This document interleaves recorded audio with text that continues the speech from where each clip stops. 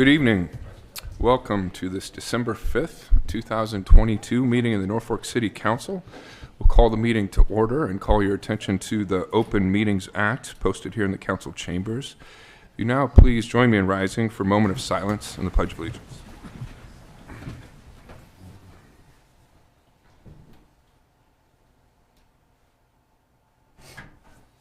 I pledge allegiance to the flag of the United States of America and to the republic for which it stands, one nation, under God, indivisible, with liberty and justice for all. Roll call, please. Granquist. Here. Arns. Here. Merrill. Here. McCarthy. Here. Murin. Here. Jackson. Clausen. Here. Hildebrand. Here.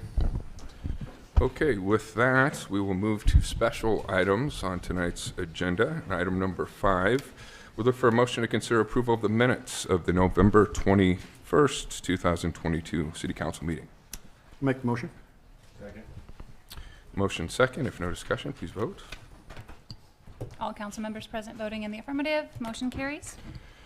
Item number 6, we look for a motion to consider ordinance number 5813 to increase the salary of all members of the City Council pursuant to section 16-326 of Nebraska Revised Statutes, effective at the beginning of the term of those officials elected and taking office on December 5th, 2022.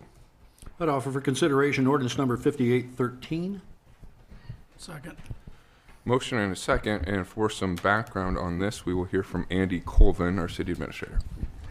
Thank you, Mayor and Council. I'll just go ahead and read this section of the staff memo and then offer some comments, and I'll take questions after that. Nebraska state statute provides that the salary of an elected officer of the first-class city shall not be increased during the term for which he or she was elected, except that when their officer is elected to the City Council, the compensation of all members of the council may be increased at the beginning of the full term of any member. The most recent salary increase was reviewed and approved in 2000, which increased the salaries of the council members and council president by $25 monthly. The 2000 increase resulted in an annual salary for council members of $5,100 and an annual salary for the council president of $5,400. The proposed increase for council members, as we have here in ordinance draft, is an annual salary of $7,000, increasing from $5,100. The proposed increase for council president is an annual salary of $7,300, increasing from $5,400. Now I know it's not always easy to sit here and consider giving yourself a raise, but I think speaking for myself and also from staff, we see the hard work the council puts in. We see the time away from your families, your jobs, the evenings, the nights, and those are just the things that we see as a staff. What we don't see is the time spent talking about city business as a council member at your kids' games, ball games, other events that you have, church, anything you might have out in public. So I guess I will support this for the council. This is completely up to you, and I think that it's definitely warranted for this. And this was budgeted.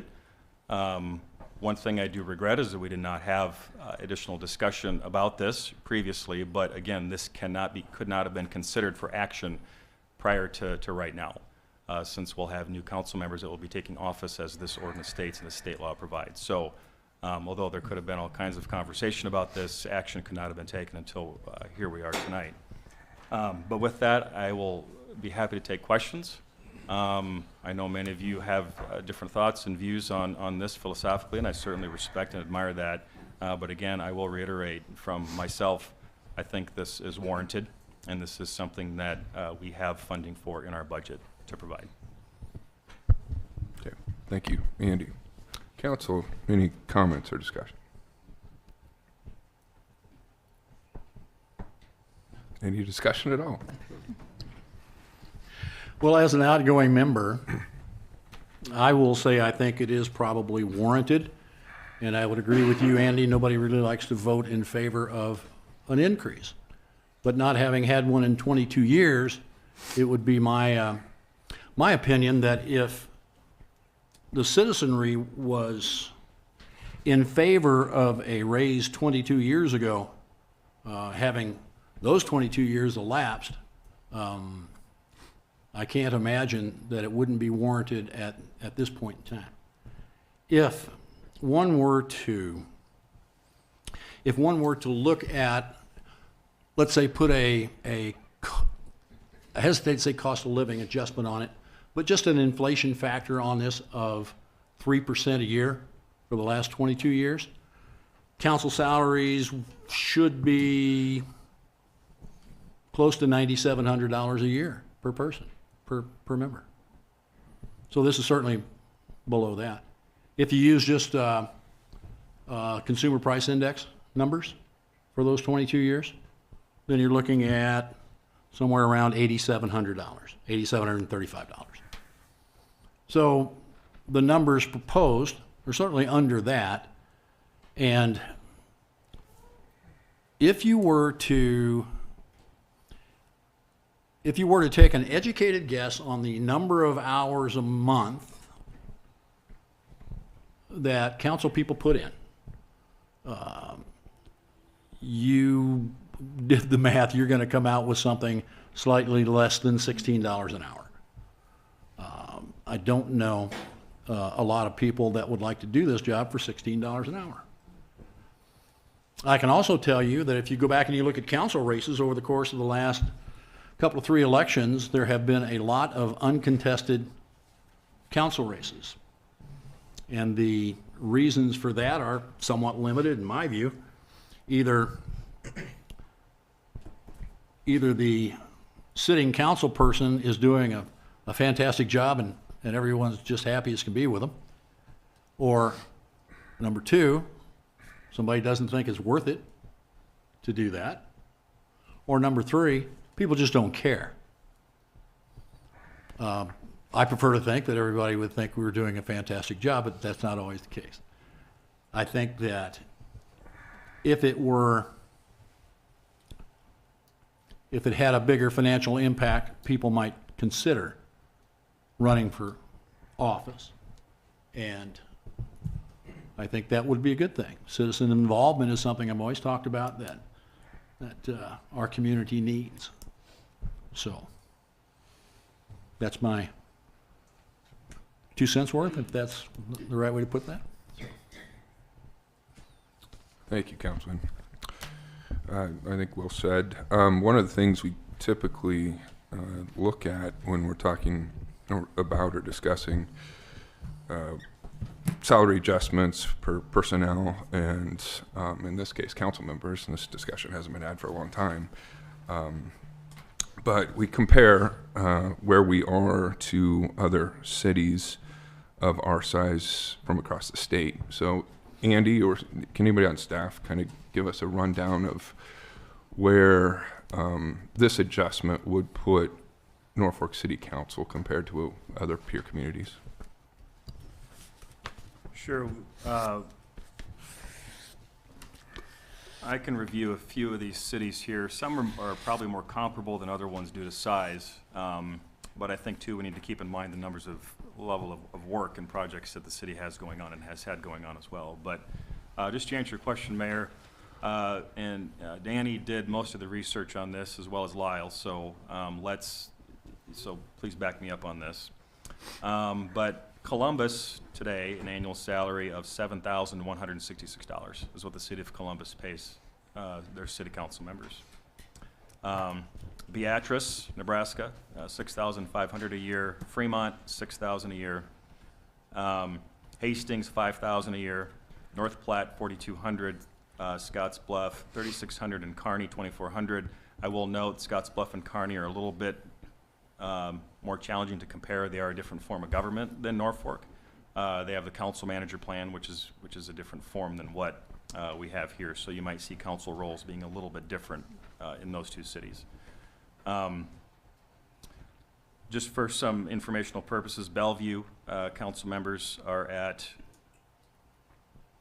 $17,340 a year. Papillion, $12,685 a year. Grand Island, $11,000 a year. South Sioux City, just here in our neighborhood, $9,600 a year. La Vista, $8,000 a year. And Gretna is $6,400 a year.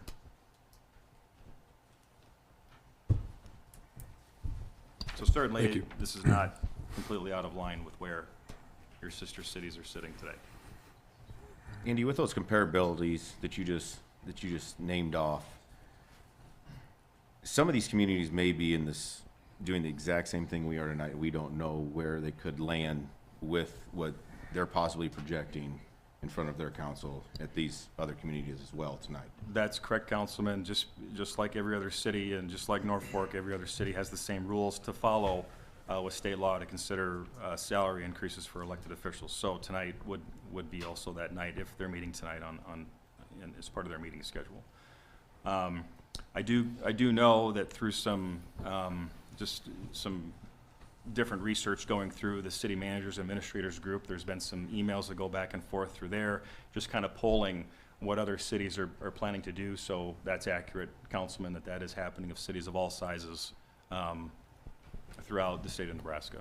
I don't know where they're landing specifically. It was more or less just information gathering, but I can tell you that is taking place.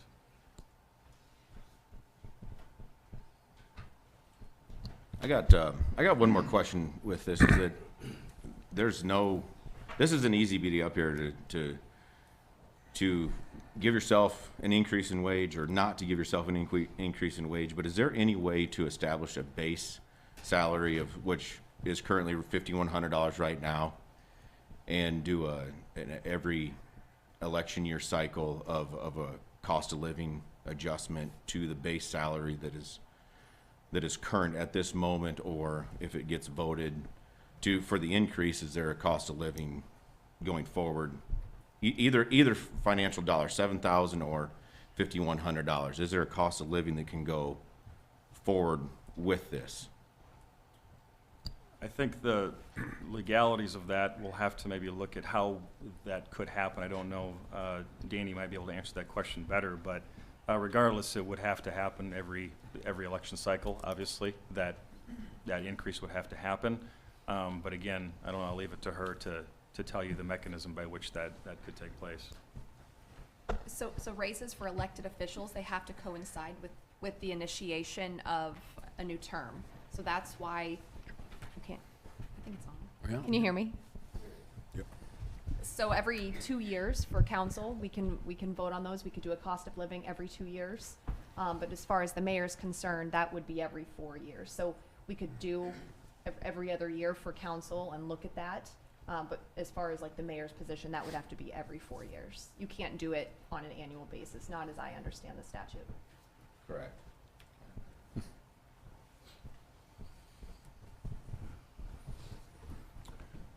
And I would interject here. It was a few months ago, I had to clear up some social media rumors that the mayor's position in Norfolk paid.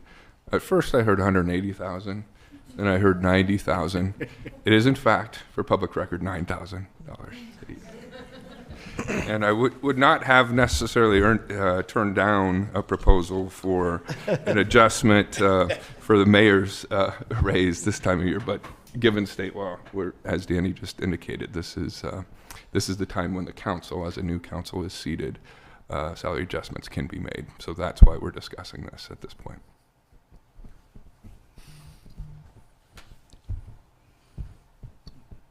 To that end, any more discussion? Just a comment, I guess, back to that percentage. I realize we're not an employee, and so, a COLA probably doesn't really apply. And I don't know if you put in, 2% or 3% every 2 years or 4 years. I do like that, a little bit more incremental than maybe a lump sum portion of it. And I guess that's probably future forward. I would probably look more towards that percentage than I would making lump sum changes, because I think it'd just be easier.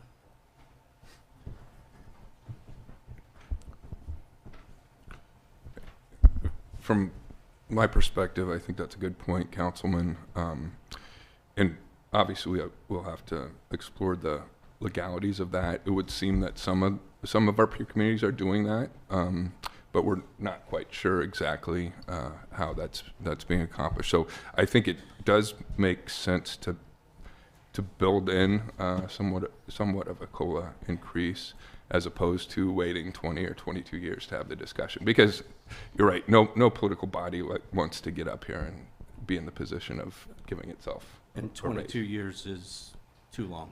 Yeah, right. And I would add to Councilman Merrill's point that we've seen over the years, there hasn't been a lot of contested council races. Nobody's doing this to make money at it, but I think it is important that you have elected leadership that is thinking about this job almost 24 hours a day. You need that to be growing and safe community, and you need good leadership and compensating people for the time that they put into this work is important. Any other comments or discussion? Consider, Oh, go ahead. No, go ahead. considering the current economic climate we have in our community and across the globe, is this smart to potentially wait 2 years and table this until we can do a full elected body raise with the mayor as well? And get done what we wanted to get done was our mayor needs to get paid more in our community. So can we potentially wait 2 years and do this all at one time and start from 2 years from now? In my opinion, I think in 2 years we'll be in a different economic climate. So it's kind of my opinion is that we could potentially wait for 2 years. I know this has to get done. At some point, it has to be done no matter what. 22 years is way too long, and 22 years ago, that was probably a pretty good salary for a councilman. But I think the priority is to keep our positions competitive, is to have our mayor's salary raised. And so in 2 years that could happen, and then in 2 years we could potentially do councilman as well. But I guess I'm interested to see the opinions on tabling this for 2 years. It's in the budget. It is. I'll, I don't know. I don't know. I mean, the toughest thing, so then you're talking 24 years. And none of us are up here with an easy decision of let's give ourselves a raise, especially something that's substantial compared to what it's been, being 22 years. But at some point, you just have to pull the Band-Aid off, get it over with. It's not necessarily for the sitting body or the new coming in right now, but for all future. And so, in my opinion, it's probably a bad rap on us if this gets voted in, but at some point you have to do it. You have to make it right, and you should probably do it every 2 years. So you're not into a substantial increase like it is right now.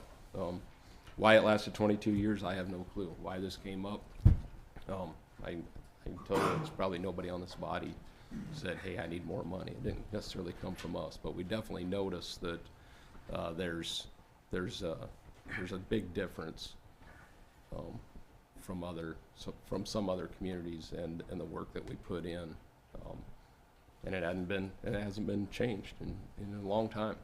So because it's not an easy discussion, it's not an easy thing to do. But I'll tell you, it's got to be a hell of a lot easier to do 1 or 2% every 2 years than it is to do something like this after 22 years. So think of this as the future bodies that's up here. None of us are going to be here for that much, Rob's leaving, I guess, but Jim Lange. Jim Lange was here a long, long time, but I don't think any of us are going to be here forever. This is going to be for future candidates, not just us. So I have no problem leaving it. It does kind of suck as being the guy that's got to pull off the Band-Aid. Well, a Ford 150 Super Cab in the year 2000 would run you $18,719.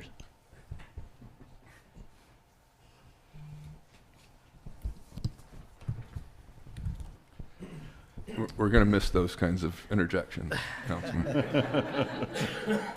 Just here to help. Neither here nor there, just interesting. Anything else, Council?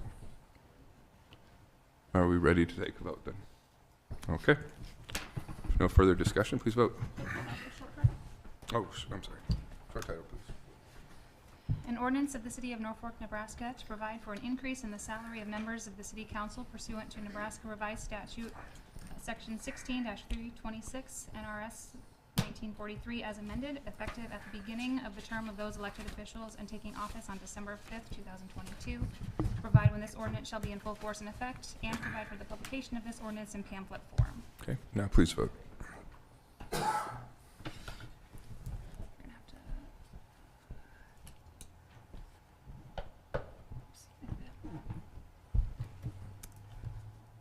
Voting in favor, Granquist, Merrill, Murin. Voting in opposition, Arns, McCarthy, Clausen, Hildebrand. Ordinance number 5813 fails on first reading. Okay, that will move us to item number 7, and that is the swearing in of the newly elected city council representatives by, is the judge here? Is the judge me? He is. The Honorable Judge Stoffer will be doing our swearing in of the following officials. Corey Granquist, Ward 1. Shane Clausen, Ward 2. Justin Webb, Ward 3. And Andrew McCarthy, Ward 4.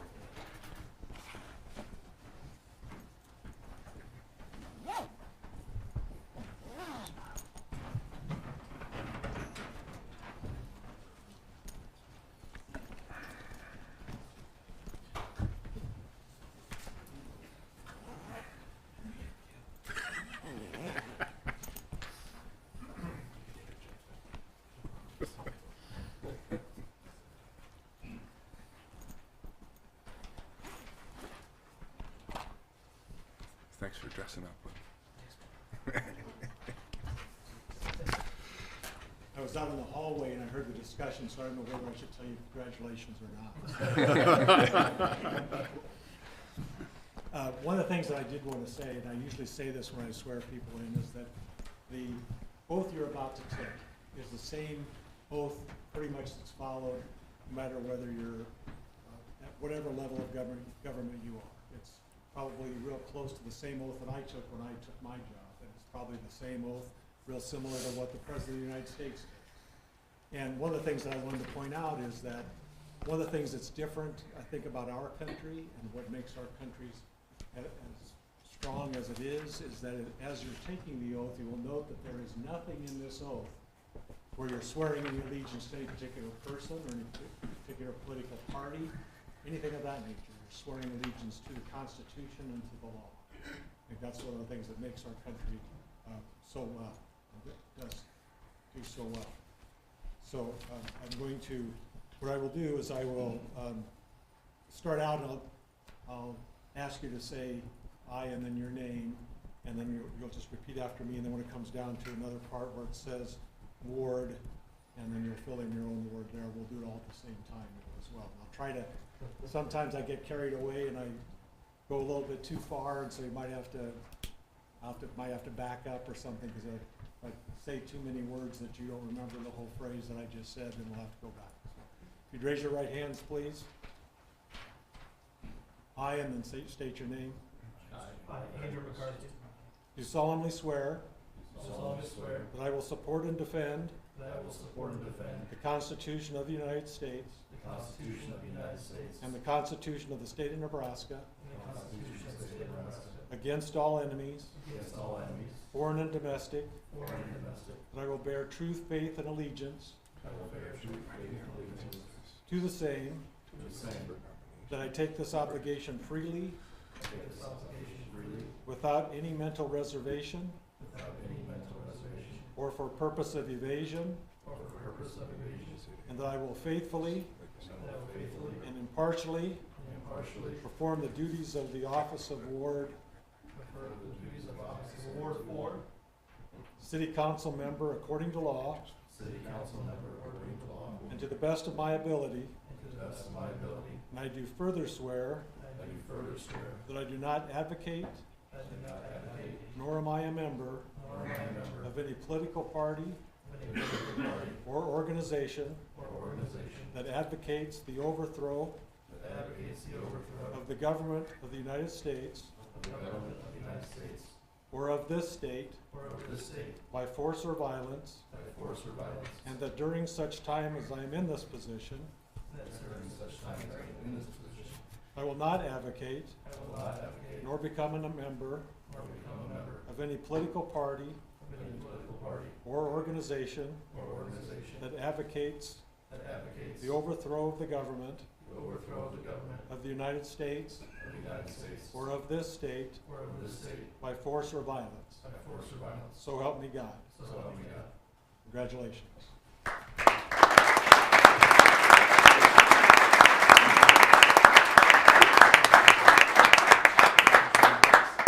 We also, before, we need to have you sign your oaths. Yes. I think probably they'll even let you keep the pens, probably, if you'd like. They look like they're very expensive ones. Yeah.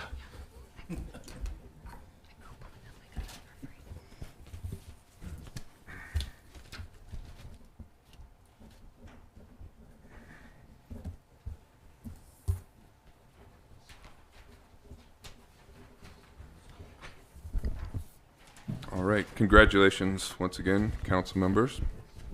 I'm going to take a point of personal privilege here before we move on to the next item. As the new council are taking their seats, that means we are losing one of our valued members here, a longtime member of the Norfolk City Council, Councilman Rob Merrill. And Rob, I wanted to take this moment to thank you for your years of service to the city of Norfolk. Thank you, I've Mr. Mayor. very much enjoyed working with you. It's been 3 terms, right? 12 years? Yep. You've seen a lot of change in the city. You've seen a lot of growth and progress. And I think you've behaved yourself and conducted yourself like a true statesman.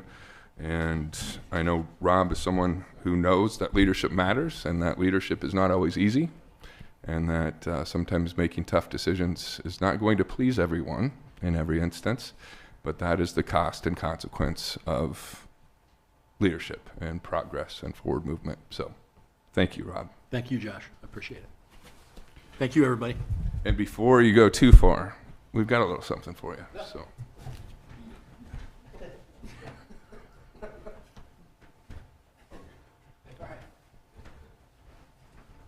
See, you're all dressed up, complete with the Nixon Now sticker. Probably for years and years ago, right? You're dating yourself. But on behalf of myself and City of Norfolk and Norfolk City Council, we would like to present you with this little token of gratitude. It says, appreciation of the Norfolk City Council service presented to Bob Merrill for your generous commitment of time and support to the endeavors of the City of Norfolk, 2010-2022.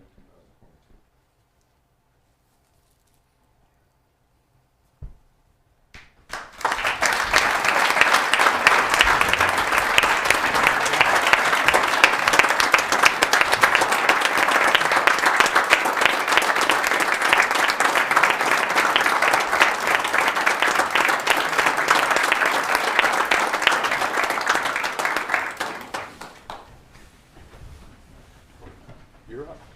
Let's rock and roll.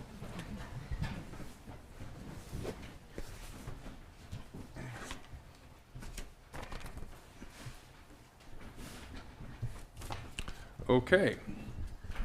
Now with the new council seated, the first item on your agenda is selection. And I'll do roll call first. Oh, I'm sorry. We formally have to do roll call as a new council, so roll call, please. Granquist, Here. Arns, Here. Webb, Here. McCarthy, Here. Murin, Here. Jackson, Clausen, Here. Hildebrand. Here. And item number 8 on the agenda is selection by the council of a new council president per section 2-17.1.5 of city code. So, Brianna, help me out a little bit here with this process. We take nominations from the council Yep, first, Look correct? for a nomination and a second and then a vote, or if there's more than one nomination, we'll do a secret ballot and you can write your choice there. So if somebody wants to make a nomination, Floor is open to nominations. Ready for this already, Justin? Please Congrats. will not help us. I don't know if we want it, so. I would like to I'm a- nominate Shane Clausen. Yeah, that's where I was going. Okay, I'll second that. nomination for Shane. Are there any other nominations? Sure you guys thought this through? No.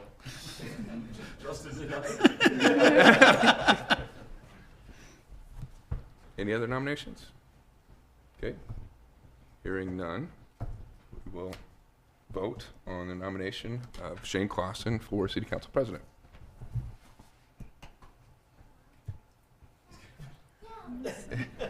You Yeah. can vote for yourself. all council members present voting in the affirmative, motion carries. Congratulations, Shane. Thank you. Very good. Now on to the real work. Item number 9 on the council agenda. I would look for a motion to approve the consent agenda.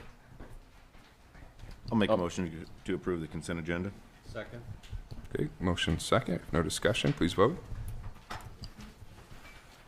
All council members present voting in the affirmative, motion carries. Would then look for a motion to approve the full agenda. So moved. Second. Motion second. If no discussion, please vote. All council members present voting in the affirmative, motion carries. Okay, that takes us to item number 29 on the council agenda under special presentations. Want to invite Rob Huntley, Director of our Water Pollution Control Plant, to come forward to talk a little bit about a recent distinction that our water pollution control staff was awarded with a safety awards recognition, a statewide safety awards recognition. So, Rob, please come forward.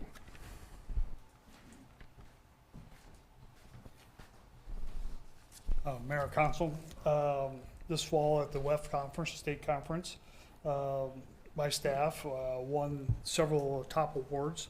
The first one was a gold award in safety. We won a Burke Award, which is for the top safety award in the state for being accident-free and having top safety programs. The other was a Scott Wilbur Award, Best in Class, for our size of facility, and this is over how our plant runs, the efficiencies, the design and capabilities of our plant and our staff and how they run the plant. So these are some great awards. I have a great staff out there that does great work. I'm very proud of these accomplishments.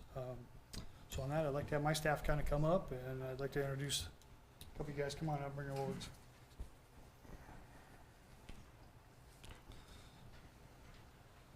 While they're coming up, I'll just say we know that recognitions like this don't happen by coincidence. A lot of work, commitment, dedication to serving the citizens is demonstrated here. So we very much appreciate that. Rob, do you want to introduce everybody? Sure. Yeah, go ahead. Lonnie Tucker, he's head of our supervisor. He's been with the wastewater division for 27 years. Matt Shute, operator. Jesse, operator. And Zach Binky is also operator. And several other ones too shy to come in. So. 3, 2, 1.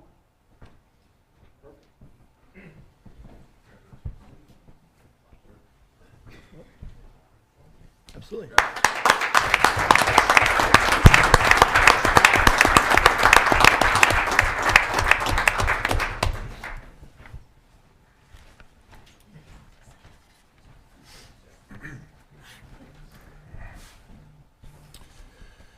Okay, item 30, under public hearings and related action, I will open this public hearing to consider the redevelopment plan for the Wisner West Incorporated redevelopment project. And to kick off the hearing and discussion, we'll hear from Randy Gates, our City Finance Officer. Yes, Western West submitted a tax increment financing application for property located immediately northwest of the intersection of Highway 275 and Channel Road. It's shown, the area is shown in red up there on the screen. At the October 17th Community Development Agency meeting, the agency voted to accept the plan and forward it to the Planning Commission. The Planning Commission held a hearing on the plan at their November 8th meeting and voted 6-0 to recommend approval to the City Council. The agency approved the redevelopment plan at their November 21 meeting and forwarded it to the City Council for final action. And that's where we're at tonight with a hearing on this redevelopment plan in front of the City Council. That property you see outlined in red up there is about 34 acres in Zone 3, C3. Redeveloper will plat this into 8 commercial lots totaling about 28 acres. And that's the plat shown up there, and along with the site plan for the first lot, Lot 1, immediately below that. The first phase for Lot 1 will be construction of a prime stop convenience store and truck stop, and redevelopment on the other 7 lots will occur in later phases as the market conditions allow those to be sold. Public access to the project site currently exists via Channel Road or Highway 35 to the east, East Omaha Avenue or Highway 275 to the south, and South Victory Road to the west. Redeveloper intends to construct paving for ingress and egress therefrom, as shown on the site plan, and also includes turn lane on Highway 35 and both east and westbound turn lanes on Highway 275. Redeveloper will provide appropriate utility services to the project site, including water, sewer, gas, and electric, and will fill and grade the project site. Redeveloper anticipates construction of Phase 1 will commence upon approval of this redevelopment plan and will be completed before the end of 2024. And as I mentioned earlier, details on and timing on the remaining development kind of depends on when these lots can be sold. The redevelopment plan contemplates issuance of a total of $3,074,959 of TIF for the entire 8 parcels. Only $528,472 is contemplated for Phase 1, which is the redevelopment of Lot 1. There's representatives from the redeveloper here tonight to discuss the plan, and either they or I can answer any questions you may have. Okay. Randy, did you say how much that bond, the TIF bond was for? What was that, Shane? Did you state what the TIF bond was for, how much it was for? Or what proposed? For all of the parcel, it's a little under 3.1 million. Okay. For Phase 1 only of the prime stop on Gotcha. Lot 1, that's 528,000. Okay, okay, so the first Phase 1, and that, is that going to be a 15-year, 12-year, 7-year? That'll be a 15-year. Okay, all right, thanks.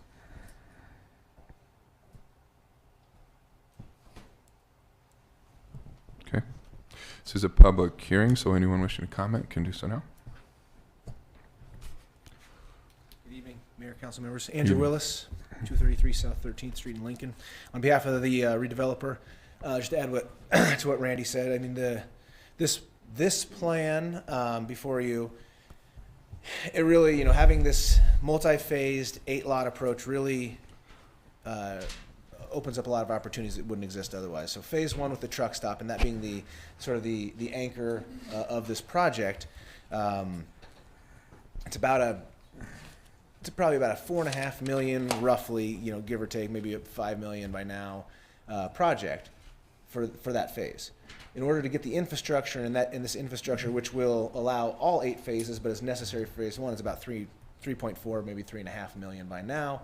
So we're talking about a pretty substantial investment in order to do anything there. What that does, though, by having this all as one project, is that does allow not only Phase 1 construction starting right away, but then will allow these additional 7 lots of further development as compatible uses, commercial uses come on board. So that's really why we're tying this in as one project. Is really is necessary to have all 8 lots included, because the infrastructure is necessary for all of them, even though the uses are to be determined. This plan will be amended at a later time when those uses are known, so you'll likely see it again, but again, total TIF on the overall project would be a little under 3.1 million. 528,000 of that would be generated by phase one, by the truck stop.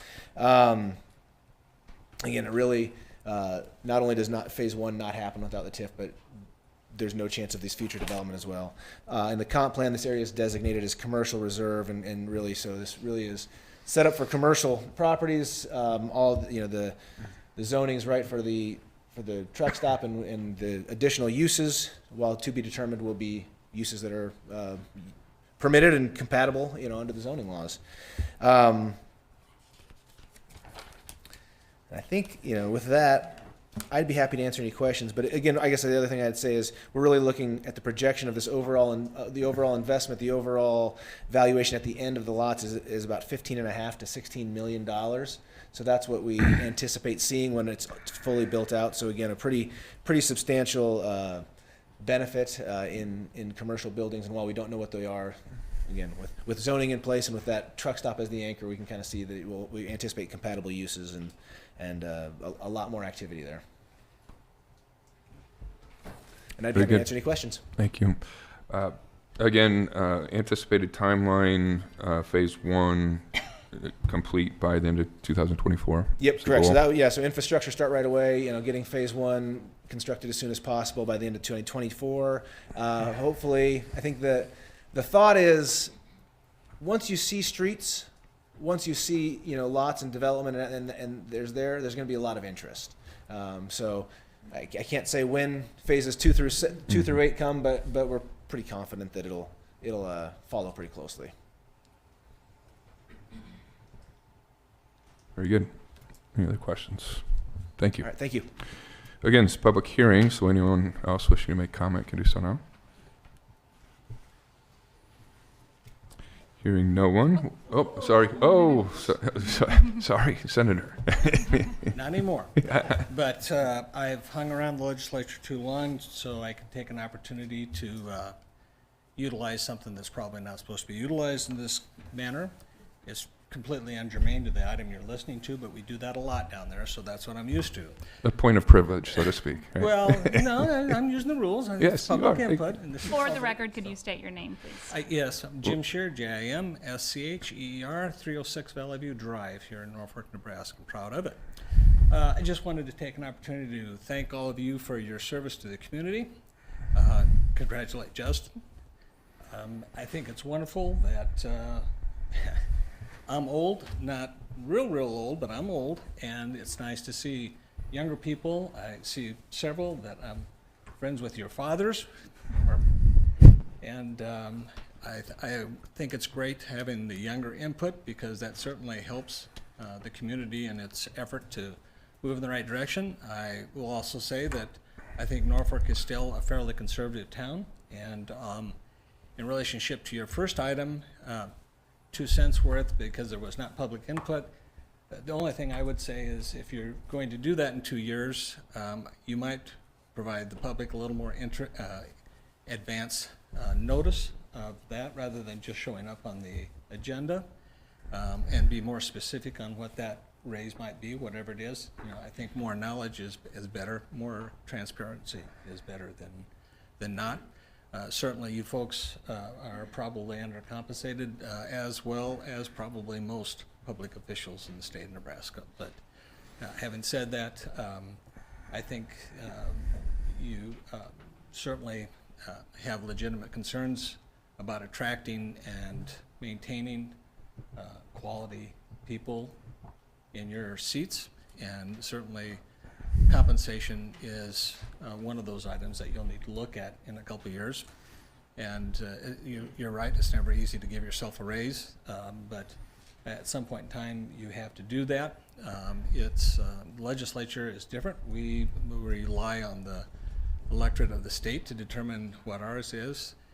people elect you to determine the value that you place on those services for the community. So again, thank you for your service and your time, and congratulations for those that are re-elected and elected, and those that continue to serve. So thank you very much, and now I'm going to sit down, and actually I'm going to leave. I just came to watch the swearing in, so congratulations, Justin, and thank you for the time and your work. Thank you.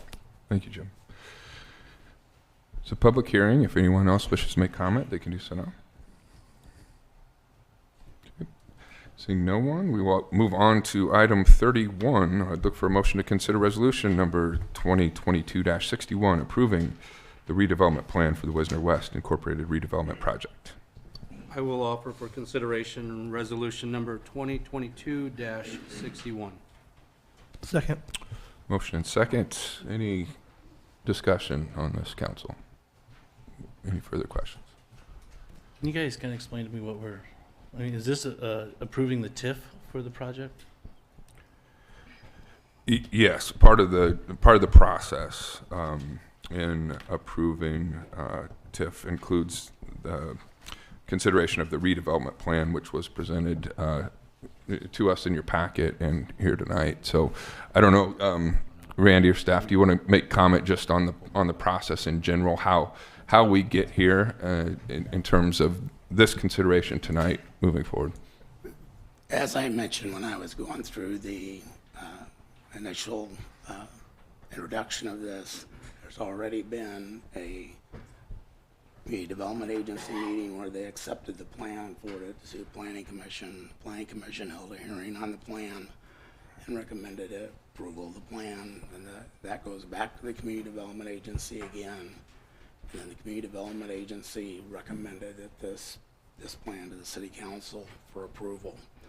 After this approved by the city council, and the community development agency will approve an agreement that actually binds the agency and the redeveloper to carry out this plan as it's outlined in the plan and detailed more particularly in the agreement. So it's one of a multi-step process that takes quite a bit of time, and that's assuming that it's already been considered blighted and substandard, and that's another multi-step process that goes through both planning commission and city council hearings. So this was declared blighted and substandard. This area is part of the East Omaha Avenue redevelopment area. It was declared blighted and substandard a number of years ago, and there's been several redevelopment projects in this area, and this is one of those that will actually help redevelop this area like was contemplated. And then finally, when you're actually getting around to do the issuance of the tax increment financing bonds, there will be a resolution of the community development agency approving those tax increment financing bonds. So it's somewhat of a formality since the agency's already agreed to issue those bonds in the redevelopment agreement, assuming the redeveloper does what he said he was going to do under that redevelopment agreement. So there's lots of process involved with this, and you're probably about halfway through that process at this point. Okay, thank you. So Randy, from start to finish, the typical TIF application process lasts how long? If you've already got the area declared blighted and substandard like we have here, you're looking at probably a couple months, 3 months, 2 or 3 months to get through the process. You got to actually have the area declared blighted and substandard first, then you're adding a few more months to the process. Okay, thank you. Randy, what other projects have been done on this East Omaha Avenue redevelopment plan? We've done several housing projects. We've done Norfolk, Harbor View. We've done, let me look here. I might be able to. Not to put you on the spot, but, for Justin's sake, I think those are the ones I can think of. So there hasn't been any small business or business, it's always been housing related so far on that? We have done, I don't believe we've done any business projects in the East Omaha Avenue area that have been housing related. This will probably be the first of as I recall. I don't know if you recall any. No, he's asking if we've done any commercial TIF project before, not just East Norfolk Avenue. We've done commercial TIF projects, With business, Yeah. not outside of. not just housing, correct? just R- Yeah. Right. Yeah, we do a lot of commercial tax increment financing projects, and some of the projects are actually a combination of commercial and housing. The theater TIF bond that we approved at the agency meeting earlier, that has housing on the second floor and commercial on the first floor. Yes, that's a downtown project. Bradford Business Park was a TIF project as well. Bradford Business Park, Southwest. So, any other questions or comments? I just got one question. This is probably for the developer. Are you paving all of the streets or just the one that comes off 275 and leads to Victory Road or Channel Road in this first phase? I guess the one that's up there. Yeah. Matt Albers, representing Prime Stop, also bidding as Business West Incorporated. So you're talking about the streets, right? Okay. Yeah. Part of the whole plan, we're going to start that because we need to have that whole street more or less done anyway. Correct. The project started, so yeah, that's kind of the plan, is to get the streets in place. So all the first thing. paving will be done Yes. prior to other phases starting. Yes. So that, yeah, it'll help sell the project more to those other people that are going to invest on those other lots if there's actually streets in place. Will draw attention to the project. So. Maybe as a point of clarification, if I understand correctly, you're planning on doing the turn lanes as part of a later phase? Is that correct? The turn lanes Oh, off like we had of, talked about off of 275 and off of yeah, 4 lane. yeah, right. We have projections on the costs of those, and we have to see where you guys sit on that, of what has to be completed as far as those turning lanes are concerned first. Yeah, I think that was the proposed plan right now. All streets paved, turning lane improvements on the highways would come as soon as this, like we call it phase 2, or that additional phasing is done. So not day one, but all the internal streets will be started and constructed. So the truck stop would be functioning before the turn lanes be put in? Probably. Yes. Yeah. Most likely. Okay. You concerned about safety issue at all with that? No, I mean the traffic study that dictated the need for the additional turning lanes. I mean, part of the issue is you're planning out a traffic study that is to handle all future traffic. It's particularly, I mean, I guess the short answer is no. The traffic study seems to indicate that we'll be okay day one with phase 1, but as all of the commercial is in place, then it would warrant the additional turning lanes. Has the DOT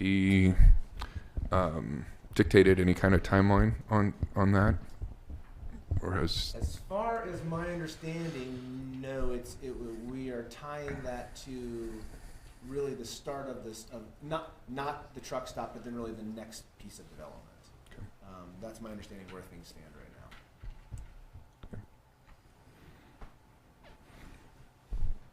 Any other questions? And the total cost of infrastructure, you're saying is around 3.2? Around 3.5, 3.5, 3.4. 3.4.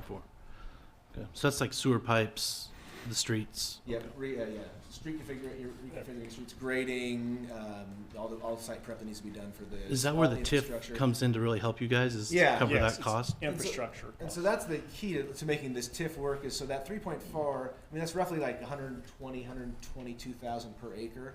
And the idea is, you're running all the projections, you can't develop this where you're going from bare ground that's vacant to developable at a price that works without the TIF. And again, that's roughly 122,000 per acre.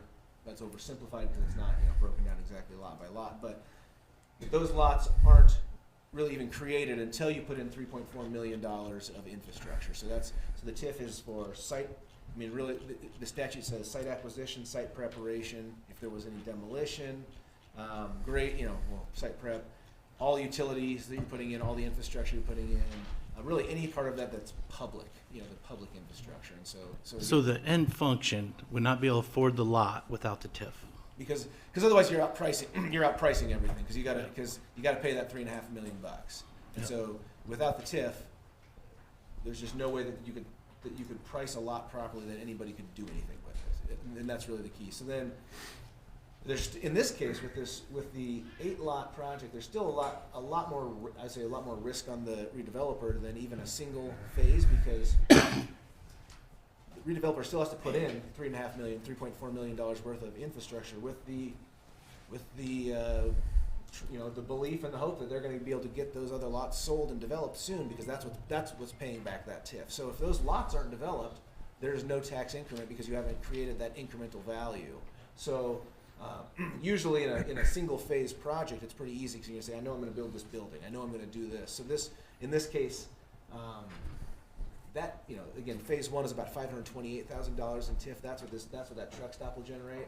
So if that's all that was built, you put in $3.4 million and you're going to get 528 of that back. That's not going to work. That's not going to work financially. This only really works if those other 7 lots are built out, and that's how you get that repaid. But again, it's all developer payment up front, so it still is a pretty substantial risk on the developer side, with the hope that it'll all work out in the end. And that projected total project investment was, if I heard you right, 16 to 17 million? Yeah, right about 16 million. Okay. That was what we were using. We kind of ran that based on what we thought would be out there, commercial size of buildings. Again, it's going to really depend on what is located, but I think that's probably the right ballpark. Okay, thank you. Matt, can we have you sign in while you're still up there? Yes. And I don't mean to drag this out, but so say TIF wasn't involved. How do they pay for the streets? And what would portion of that be ours? So I have a house down on Jackson Avenue. The front road is gravel. Eventually that's probably going to be concrete. So say TIF didn't exist, what would we do as a city to say, yeah, the infrastructure is important and this is how much we'll pay versus what they'll pay? Well, I can help you out. Basically with TIF, it's still got to be blighted and substandard. So this area has been designated as blighted and substandard, and that's why TIF is available in that area. Now in your area, you might not be blighted and substandard, so it probably wouldn't be available in your area. But what happens in some of these areas in a community our size, TIF becomes one of the few resources we have that can attract development. Because the developer goes out, they've got a lot of skin in the game by buying the property. What they would do initially is they would bond and the paving, and they would create paving, sewer, and water districts. And then what you do is you assess that value to those lots. And so you've got basically essentially kind of a mortgage on it, only it's on a bond. And then when the property sells, that property sales would pay that off. And so when you get in a situation like this where they're speculating, you get into a deal where at the 3.6 mil that the TIF bond will help cover, even though the developer still has to fund that TIF bond. They're not off the hook. Because if the taxes don't come in off that property, you still got to pay for it one way or the other. Somebody's got to pay for it, and so they still got to pay for it. So it is an enticement, but it also has a little, there is some skin in the game to do it. So, but it does allow areas like this that probably are undevelopable to become developable in a community. Now I know there are different people who look at TIF, kind of shake their head. I know sometimes your school systems aren't in favor of TIFing because they feel like you're bringing in, especially in residential. Residential, you get a lot more pushback on TIF than you do commercial. But with residential, you're bringing essentially more students in, and so then the TIF bond, and they're not getting the property taxes in for the schools. So then that becomes kind of we're going to generate a 60-house subdivision. We're going to bring all these new people to the community, and our schools aren't being funded properly. So TIF is kind of to me, it's almost like every single project has to be looked at. You can't like just broad-based paint and say TIF yes, TIF no. Every project is different, and so you kind of have to assess what's the actual value, what's this going to do. So like you got a $15-16 million project that's going to be sitting there and be fully in 15 years fully paid for. The bond will be gone, and then it's up on the tax roll for the community. So would this happen without the TIF bond? Yeah, you don't know, and that's up to these guys. With the TIF bond, it makes it possible for them to market those lots at a rate that they know is marketable. Because with the way things cost right now, the infrastructure and stuff you put back into your land, it's really hard for those guys to get that money back out. So then they're like, let's just go down the road in another community where we can do it. And we've got less skin, it's more marketable if we're in Omaha, Lincoln. So these small towns like Norfolk, it's kind of like, that's all that's out there. It's only hanging fruit we have to entice developers to come to your community. And like it or not, it's just the way it works. But sometimes these bonds, they do essentially, the TIF bonds sometimes will pay off faster. So if it's set up like, that's why I asked Randy earlier, I'm like, how much is this? What? And he said 15 years at this, at the 586 for 15 years. We've seen them traditionally pay off quicker because the county assessor will assess that property incremental higher, and then sometimes they'll pay off quicker. But like I said, you got to almost look at every project as an individual project. You can't just say I'm in favor of TIF every time, right? Yeah. That's what tonight you're like, oh, what is it? Holy cow! But it's like you just got to kind of assess: is it worth it for this area to develop or not, and then move on to the next one. But I would never say you should just be every time TIF comes up, you're automatically in favor of it. But you just kind of have to assess each project differently. So hope that helps. I don't know. That's it's a good rundown, Shane. I'd just add that I think one misconception about TIF sometimes is that for that 15-year period, the property tax just isn't paid at all. The basis of the property tax is still paid throughout that period. Yeah, right, correct. The basis is paid, the improvements are not. The improvements come when the bond's paid off. I'll be straight. I think I have a hard time with the truck stop. I really do. Apartments, I think the community has an investment in the cost of living in our town. So the cost of housing, I can see how the TIF really works for that. When I look at a truck stop, I'm a business owner myself too, so I'm pro-business. I'm pro, let's make stuff happen. That land has been usable, so I'm pro-business. But to ask the community to say, hey, are you passionate about this truck stop and developing this area? I don't know if the community would be passionate about that, and that's what I really question.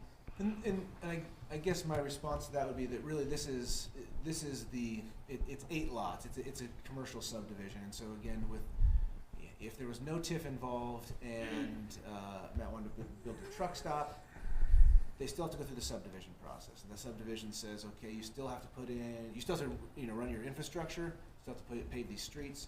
That's your $3.5 million. That's a done deal.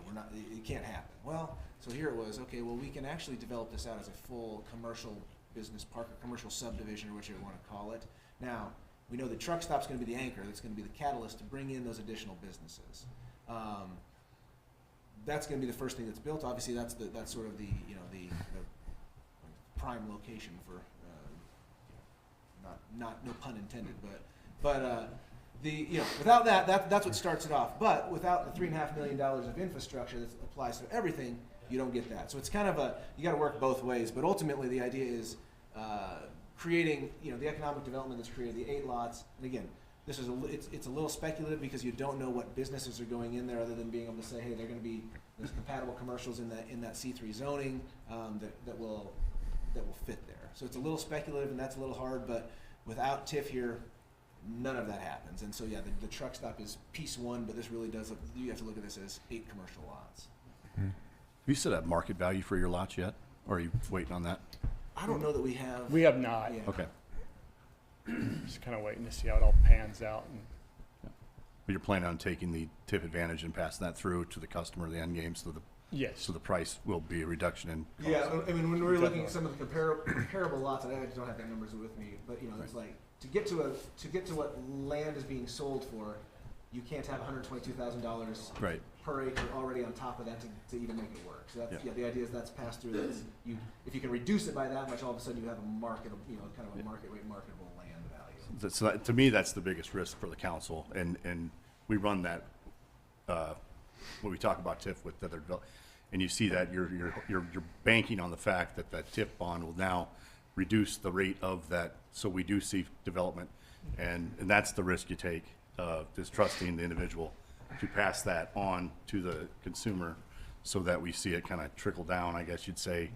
So that to me is the biggest risk when we're up here voting on TIF or not, is the fact is, is this a deal where the TIF bond will actually reduce the price of the lots at the end, or are they gonna keep the lots here and then make money off the lot, and then obviously the interest on the TIF bond, if they can afford to finance the TIF bond themselves, you know? So there is a lot of things to weigh when you're looking at TIF. It makes it kind of tough, but obviously you have to set, a commercial lot has a certain market value in Norfolk.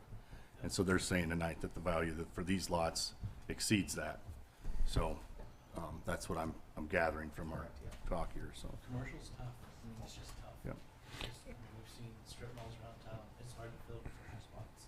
It's hard to operate a business, to be profitable, to pay for commercial spots. It's just, it's amazing the amount of money you have to do to to be making money, the volume you have to do. So commercial spots are just tough to fill. I mean, you take the strip malls between Courtesy Ford and Office Max, and beautiful. They're done nice, contemporary look, and they sat empty for a long time, and I think they finally have someone in there. So commercial's tough. It's really tough.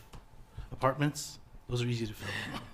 And on a side note, there was about 9 acres of this property that were sold off for residential use in homes. Just to the north.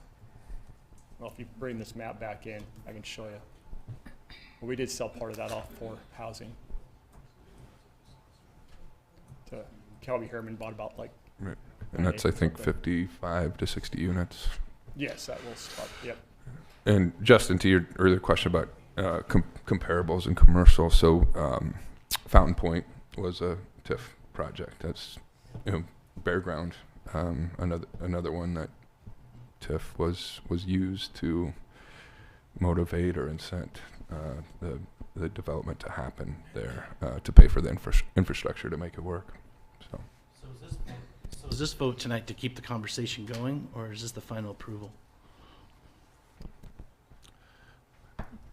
This approves the redevelopment plan. So Randy, do you want to answer that question as far as where we are with this vote tonight in the process? This is the question is this the final sign off, if you will? The agency and you gentlemen up here are all members of the agency, and the mayor's the chair. The agency's the one that has to approve the redevelopment contract. And until that redevelopment contract's signed, nobody's bound to anything. This is what you're approving tonight is a plan that will be encompassed in that redevelopment contract or redevelopment agreement that's later approved. And if that's approved and when the agency signs off on it and the redeveloper signs off on it, the agency's committed to doing what it said it was going to do if the redeveloper does what they say they're going to do.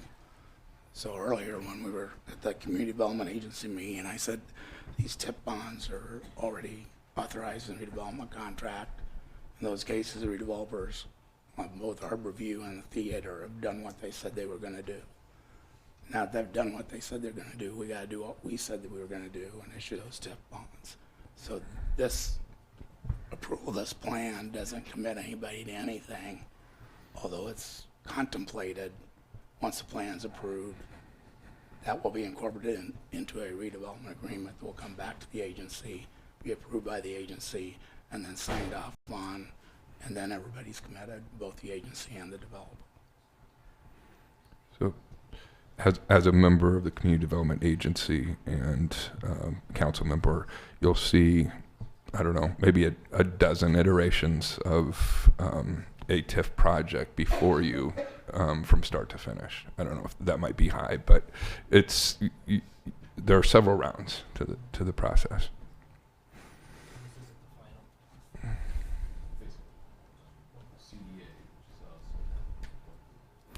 All right. Any other questions for these guys, council? Thank you very much. All right. Any further comments before we vote? Okay, if not, please vote.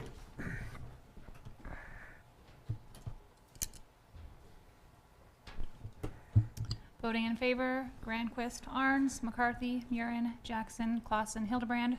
Voting in opposition, Webb. Resolution 2022-61 is adopted.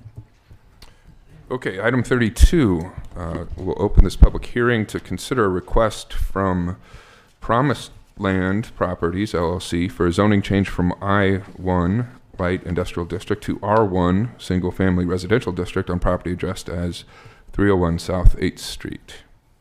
And to kick off the hearing, we'll hear from Val Grimes, our city planner.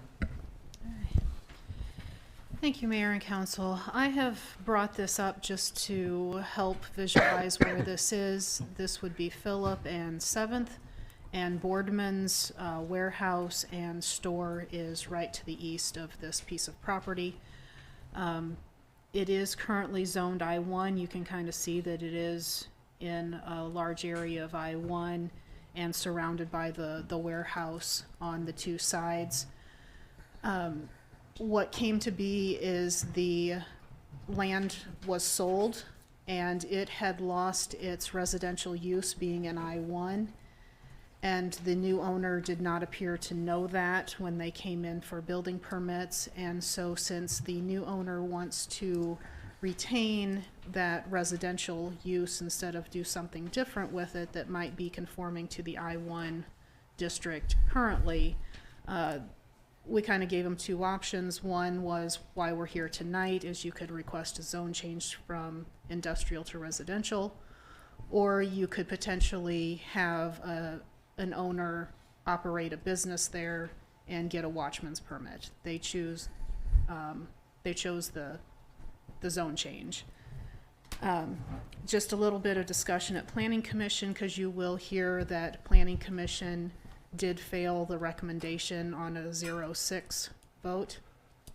And it consisted mainly of the small size of the lot, the setbacks, the buffer yards, future ownership, just putting the future owners potentially at risk to potentially not being able to rebuild the house if something were to happen. Because normally we see buffer yards come into play when it's going from a less intensive to a more intensive, and the more intensive district gets the buffer yard. It does happen the opposite way according to code also, where if the zone change is going to a less intensive, whoever's doing the zone change gets the buffer yard. So there would be a 40-foot buffer yard from the east and the south on this lot if something were to happen to the house, like a tornado comes through or what have you. And just as a visual, that 40-foot would essentially go from the back lot line to the front of the house. And so that is kind of some of the discussion that took place at Planning Commission and kind of the general idea of, I think, why they did recommend a no to this zone change. If you have any questions. So what's wrong with like doing a conditional use permit? A business would still have to operate out of there. Okay. So you would have to find the right owner to actually operate a business and then get a watchman permit. Right. So the fear is because it's R1, if something happened to it, you'd never be able to rebuild just simply because the setbacks between commercial and R1. Or I mean the buffer zone. Correct. But yeah. we've approved buffer zones with just fences on the lot line before. You know, that's gone through and passed where. And I'm not quite sure how, because that's not how code is written. It was, what's that body? The Board of Adjustment Yeah, the gave Board it of to them. Adjustment allowed it. They can choose to go that route, I suppose, to ask for a variance for a hardship. I can't guarantee that they would get that variance, you know, obviously with that, but the way code is written today, this would be the situation. I can't remember what else I was going to say, something. What? But I guess I've seen that before. So I think I don't know, I'm just gonna. Val, do you know the history of the house? When was this house built? I do not know, but I can look here quick.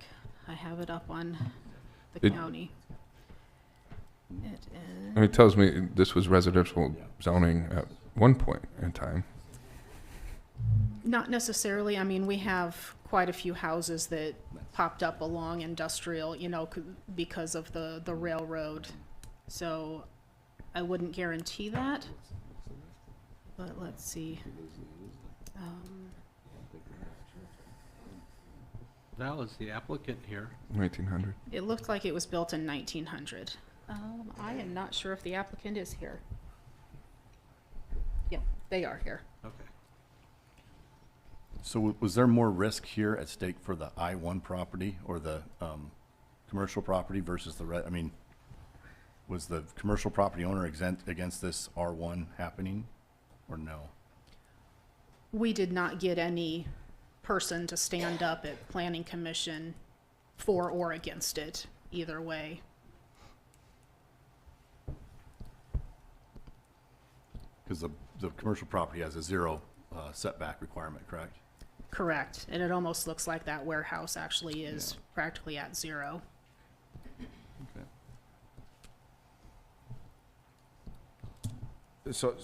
So I guess if we had a disaster and something happened to the house could not be rebuilt on this location.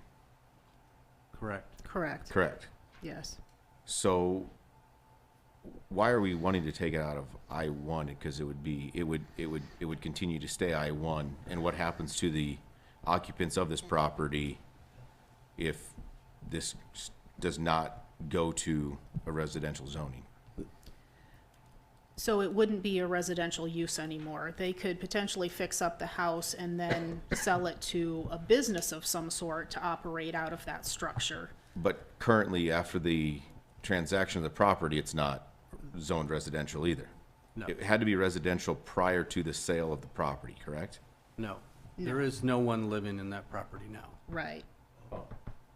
Yeah, Okay. and We- so no one lives in the property currently, but the current owner sold it to somebody else who wants to fix up the house as a house. Okay.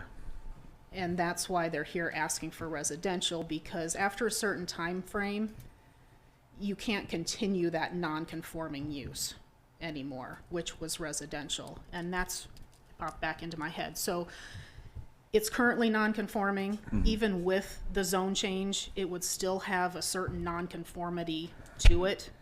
And that would be your buffer yards and setbacks and such. And I was asked before the meeting about filing something on the title of the land.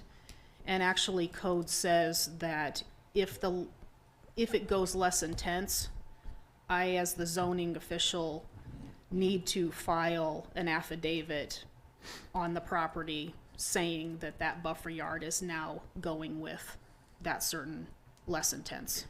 So it can be found at a title search for if you do change it to residential tonight, the people who bought it are allowed to fix it up and then sell it to a future owner. When that future owner does a title search for their mortgage, that affidavit will pop when they see that, so that they have some sort of warning, potentially, if something happened to it, that then the buffer yard comes into play. Correct, because otherwise, what can happen is if it changes to that R1, they live there or they just fix it up to sell it, whichever they're doing, and they sell it, the next buyer's not gonna know that there's restrictions on this property, and they could then be stuck with the same situation.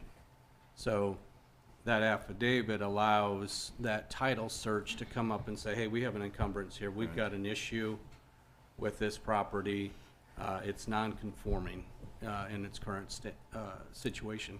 Even if it changes from I-1 to R1, it's gonna be non-conforming. So, But the Realtor did not know that before the sale went through. that would be a good question. But we have someone here that wants to invest in this property as a home, correct? Well, Or do they, maybe that's a question for the applicant. Is it invested as a home, or is this a repair and resale? Because if it's a resale, then We'd invite the applicant to come up if they'd like to address that. Let's, Uh, sorry, go ahead. yeah.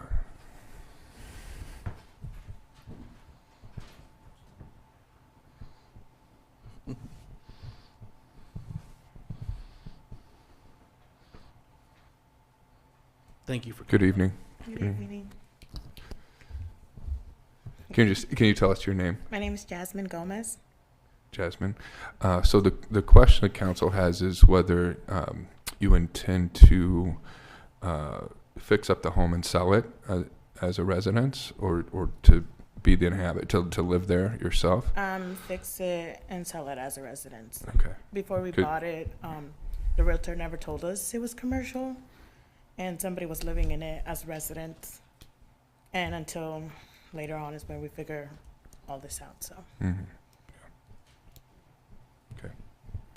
Okay. Promised Land Properties, that is your business. So you're in the business of rehabbing homes and Yeah, so okay, correct. very good. All right.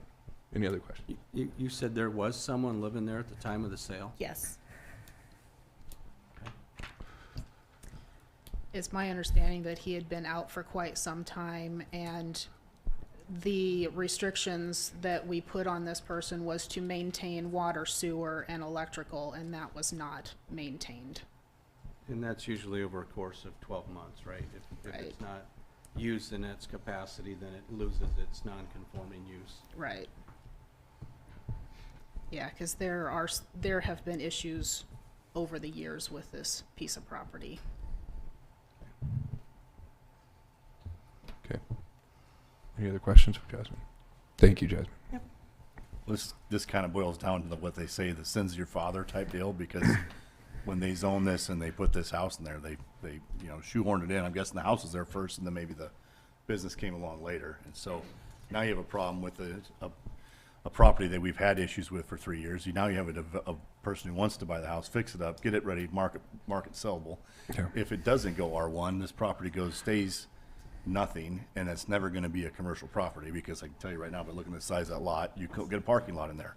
Yeah. So it's always going to have to stay residential. So we need to come up with a solution for something that was done in 08 or whatever when the house was built. I guess I didn't catch that part, but so this is it's going to be an ongoing issue.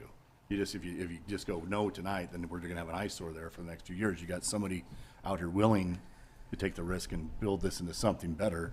I think that's a good thing. Now we just got to figure out how to do it. But you also have R1 next to I1, which is probably as far away from zoning codes as you can get. Right. If the property wasn't there, it could be extended to additional I1 use. But what? What are you going to put on there? Nothing. don't know. Vacant lot. I mean, that's what you're looking at. Well, but Vacant lot or a. you could or a- put or a- residential there too, and then the furniture place goes away and an industrial unit comes in there, and that's not something we want next to residential though either, I wouldn't think. Unfortunately, downtown, you've got that all over the place. It's just the way of the West down there. Now, in our newer developments, obviously, that doesn't happen anymore, because the planning and zoning and our city staff are really good at making sure that C1, I1, R3, and C1 all back up, and they do a tremendous job at that. But sometimes we're in a situation here where it was kind of shoehorned in, right? And now you got to kind of figure out what's the best for the. I don't know. I look at a situation where you have an investor willing to Yeah. fix up a property. And I would agree, Shane. I don't think you can discard the history. And Right. as far as the house was built in 1900, I'm guessing the industrial was built up afterwards to it, and you do have someone who's willing to rehab it and put it on the market. We need housing, so yeah, it's not easy call when you're looking at the principles of planning, but sometimes I think you have to view things with a certain amount of flexibility in regards to what is already. Isn't more of the problem that it's I-1 in the middle of town? Shouldn't that be a C something rather than an I-1 where it is? Am I thinking wrong here? That we're, Was- we're looking at this little property of possibly going to an R, but to me, the bigger picture is why do we have I-1 right there? Is it, Is there another, that's a Is good it the question. ri- Is there is it another the- zoning district that would address this, like a C3? I think we have a lot of that in Ward 4. The eyes. Well, yeah, is that the railroad at all have an issue there or no? Okay. In the comprehensive plan. Well, the other thing would be, Well- is it better to go to an R3 from I-1 to from R1 to R3? So you have a It's still the same buffer for yard, whether buffer it's, yard, but then I was talking, maybe there's a situation here where you go to the board, I think it's called the Board of Reconvenience, I can't remember it. Board of Adjustment. Board of Adjustment, sorry, Board of Adjustment, where they would then look at the buffer yard and then approve to move those buffer yards back. And you could still maintain a buffer yard, but you wouldn't have the 40-foot setback. You know, where you could put the fence up, technically, the building would be one fence, and then the fence to the, I'm thinking that's south there. You know, you could get your buffer right on the lot line and do your 6-foot fence or whatever privacy we're asking for now, and then you'd actually essentially have it, and then when it came for a title search, it'd already be done, you know, essentially approved to be that way, where it wouldn't negatively affect the next buyer. That's just, If they that's want one, to. that's one yeah. thought, you know, to get, If they'd like to go to the Board of Adjustment and prove those 4 hardships, I I mean, think they you'd could have to, certainly do if the that. council today made the recommendation to go to R1, to go to the board, I think then the board would know that what our intent was, and then be more on board to make that decision to make that lot functionable. I don't think you want to put a lot of gray area there, because all of a sudden it's kicked back here and back to square one. So I don't know, just throwing it out there. For the sake of moving things along here, so we technically are still in the public hearing. Is there anyone else wishing to make comment on this item? Okay, well then, I'm going to close the public hearing and ask for the Planning Commission report, please. The Norfolk Planning Commission held a public hearing on November 22nd, 2022, at the request of Promised Land Properties LLC to consider a zoning change from I-1 Light Industrial District to R1 Single Family Residential District on property addressed as 301 South 8th Street. The Planning Commission denied the motion to recommend approval of the request with a 0-6 vote. Okay, the hearing is closed. We'll move to item 33, and I'd look for a motion to consider ordinance number 5814, approving a zoning change from I-1 to R1 on property addressed as 301 South 8th Street. I'll make a motion for ordinance number 5814. second? Okay, motion second. So, a couple things have been discussed. I'm curious as to whether there's another zoning designation that maybe could be harmonious here for both things. I mean, it's not a clean fit, obviously, but I think we do want to maintain some flexibility in circumstances like this where there's a lot of history. So I'd be open to suggestions from the council as to where we go from here. One option, I guess, could be tabling this particular zone change, looking at other potential solutions and bringing it back in a couple weeks. Or obviously you can choose to move forward with the change to residential tonight. So, ideas, comments? I make one comment. I don't, it's a non-conforming use in its current zone, and even if we do switch the zoning, we're also staying in non-conforming use. So I don't think it makes sense to switch the zoning on it personally. But if it conformed by changing that zoning, then I could see it. So you're saying then leave that property just as is until someone puts a business there? I don't Right. know what their, I mean- what their future use is with it, but still non-conforming. And I don't think we gain anything. One example of this where we did this situation would have been behind Jimmy John's, where there's all residential there, and the it was non-conforming because of the setback. Right. And we put a lot fence right down the property line and took away the 30-foot setback, and it worked out fine now, you know. I mean, that was 10, 12 years ago, but you never know that today. So I think there might be some options out there. I don't know what, that's where my question was. That's where I remember that happening. So. Yeah, and I don't know if you guys went to the Board of Adjustment and asked It for did, that yeah. variance or not. We did, yep, So, it did. That yeah. did happen, yeah. And that's when we had, after that, we had a lot more discussion about who's liable for the fence and the setback or whatnot, and all that came about from that. Because at the time, it was just, I think it was commercial only. And then we changed it to where it's whoever's requesting The change. the change, right? Yep. So, I mean, there is, that turned out positive, long-term. So I think there's opportunity here to look at that. But you know, we still, it seems like we have a little bit, some more bases to cover maybe. To me, in my opinion, maybe Josh is right. I know that's probably not what they want to hear, but I think want to see this move forward. But I think there is some more questions that need to be answered. But I'm willing, you know, I'd hate to see the project go in disarray and stay in disarray for the next, or just get bulldozed down and nothing ever go back there. Because right now, all it's ever going to be, if it's not a resident, is a parking lot. Maybe and probably a gravel parking lot at that. So.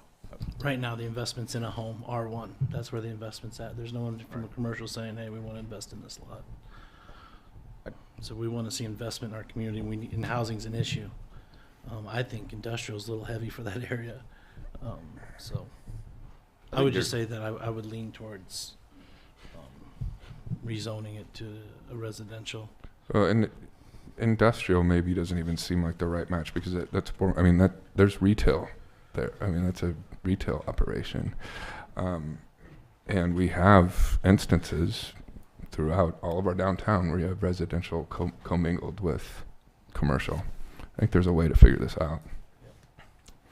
Josh, can I, with all the confusion and different ideas here, can I make a motion that we table this so we're better educated for our next council meeting and we have some time to actually digest more options than what is ahead of us or before us right now? You sure can. Yep. And I think that's a motion made to table. Is there a second? Second. Okay. Motion second to table. Please vote.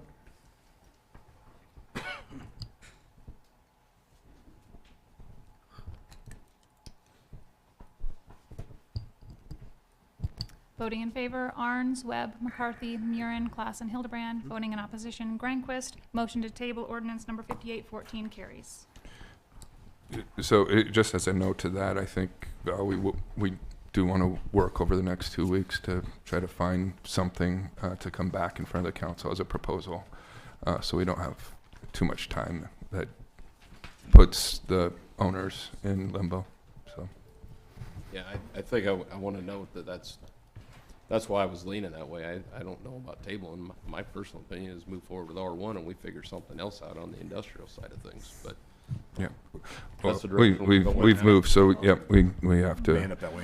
Yeah, we'll move on to item 34 and open this public hearing concerning an application to the Nebraska Department of Economic Development in the amount of $505,000 for a community development block grant contract amendment. And to kick off the hearing, we'll hear from Tom Higginbotham, Director of the Northeast Nebraska Economic Development District.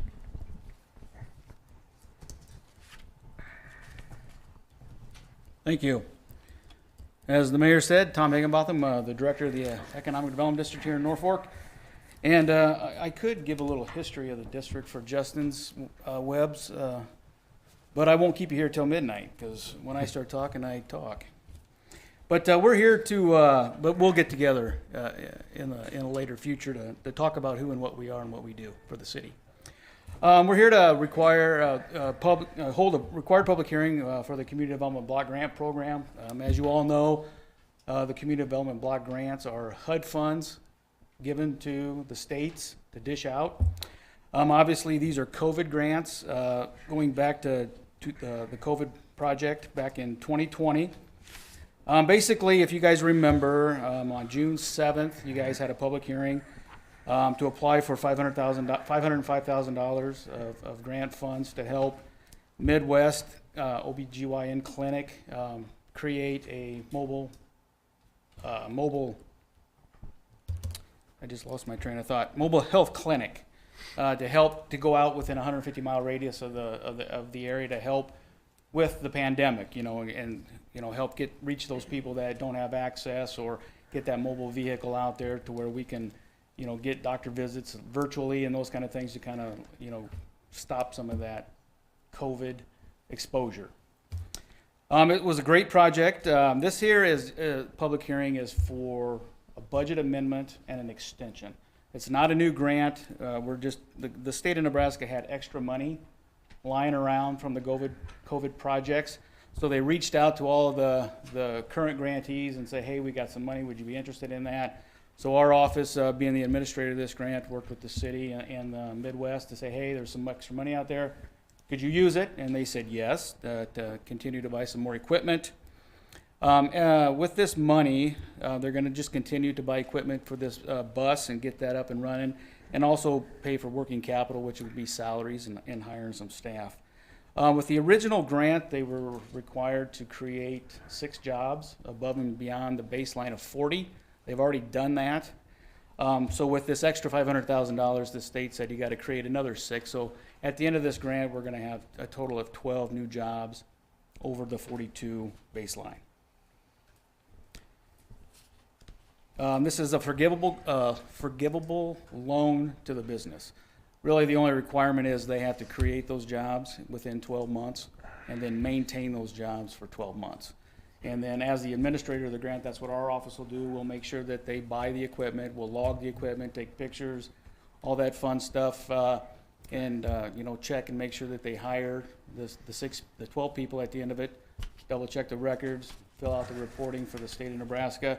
And once they have done that, then we'll make a determination that these monies have met those requirements, and then that money will be forgiven. To secure that money, obviously the city of Norfolk is the grantee for this. For Justin's behalf, CDBG dollars are only available to local governments. They're the only ones that can apply for them. In a business situation like this, the city gets it and then basically loans it to the business. We do secure that loan with a promissory note. And since we're doing equipment only here, there's no real estate involved. So we do file UCC filings with the state to protect that investment for the city. And with that, I can answer any questions. It's a great project. They've already bought the bus. I will say that back in July, early summer, midsummer, the state of Nebraska was in town doing some monitoring of grants throughout the entire northeast Nebraska. They use our office as their hub. And while they were in town, we did a site visit on that, and it was very nice and the state was very appreciative of that project and knows what the money is doing out there. So, questions? So is there still a need for the bus now? I mean, with COVID? Absolutely. Yeah, it's just going to kind of continue that process. Just to kind of, ramp it up a little bit more, continue, expand it. Really when we first talked about this, before the original grant was even talked about, when we were right in the middle of COVID, when it was hot and heavy, really a lot of the issues were, getting the pregnant women, right, kind of keeping them unexposed. So this was a great idea from the doctor to say, hey, we need this. We can go out there, they can come in there, we can have doctors in Norfolk or Kearney or somewhere looking and doing consultation via virtually, and have this bus be there out there. A lot of it also has to do with broadband. We have a lack of broadband, so having this bus equipped with a satellite dish on it can get out to those rural areas and help those folks so they don't have to drive 2 or 3 hour round trip to get that medical. So it's kind of serving more than one purpose than just COVID. You're seeing women in But rural areas. that's the basis behind it, is to, prevent COVID, adapt to COVID, giving them less exposure going into the doctor's office where everybody else has been. Yeah. So it's a great project. I think to Shane's question, it's providing more service. It's providing a fuller range of medical services, Yes. not just Right. COVID That's treatment. right, Yeah. right. Mhm. Yeah. Oh, and I did forget to mention, as for public record, the state does build in administration dollars, so that's also gonna be, an additional 5,000. So this new addition is 505,000. 500 for the business to buy more equipment and working capital, and then $5,000 for general administration, which will go to us since you've already hired us to do that on the original grant, so. So they've already hired 6, and they gotta hire 6 more with Yes. this 505. Yep. They gotta Yep. hire 6 more. Yep. I was gonna say, if they had to hire 12 with 505, it'd be like they'd just be giving all the money back. No, they've already, 12 total with the 1 million. Okay, so just gotta hire 6 more and then Yep. equipment. Yep. Above and beyond the baseline of 42. Okay. Any other questions for Tom?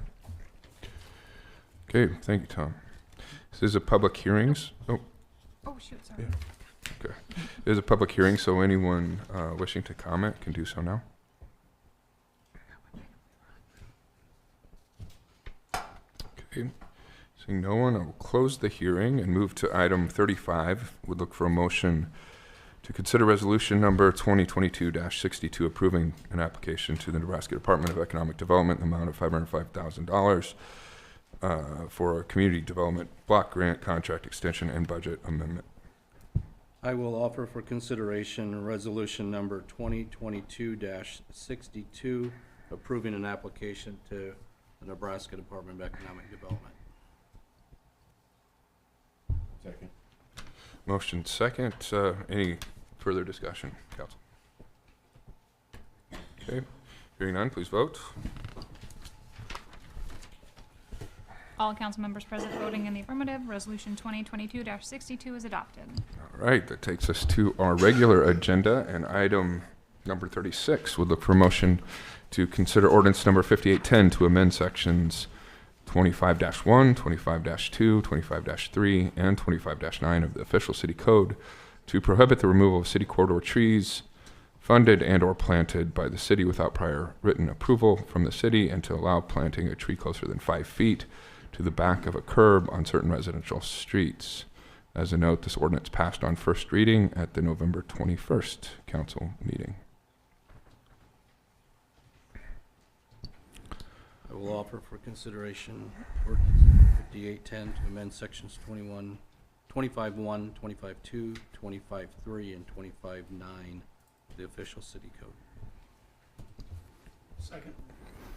Okay, motion and second, and to refresh our memories on this, we'll hear from Nate Powell, our Parks and Recreation Director. Mayor and council, thank you. Just to review the process and the request for the change of the ordinance here. We wanted to start a retree program in our terraces in our residential neighborhoods. This is to reimburse the homeowner up to $100 to plant a tree in the terrace. Most terraces, though, we found were in the residential neighborhoods are less than 8 feet, so you're unable to plant within 5 feet under the current city code. This would disqualify many from planting in the terrace if it's 6 or 5. You're getting into the middle where you're below 4 feet.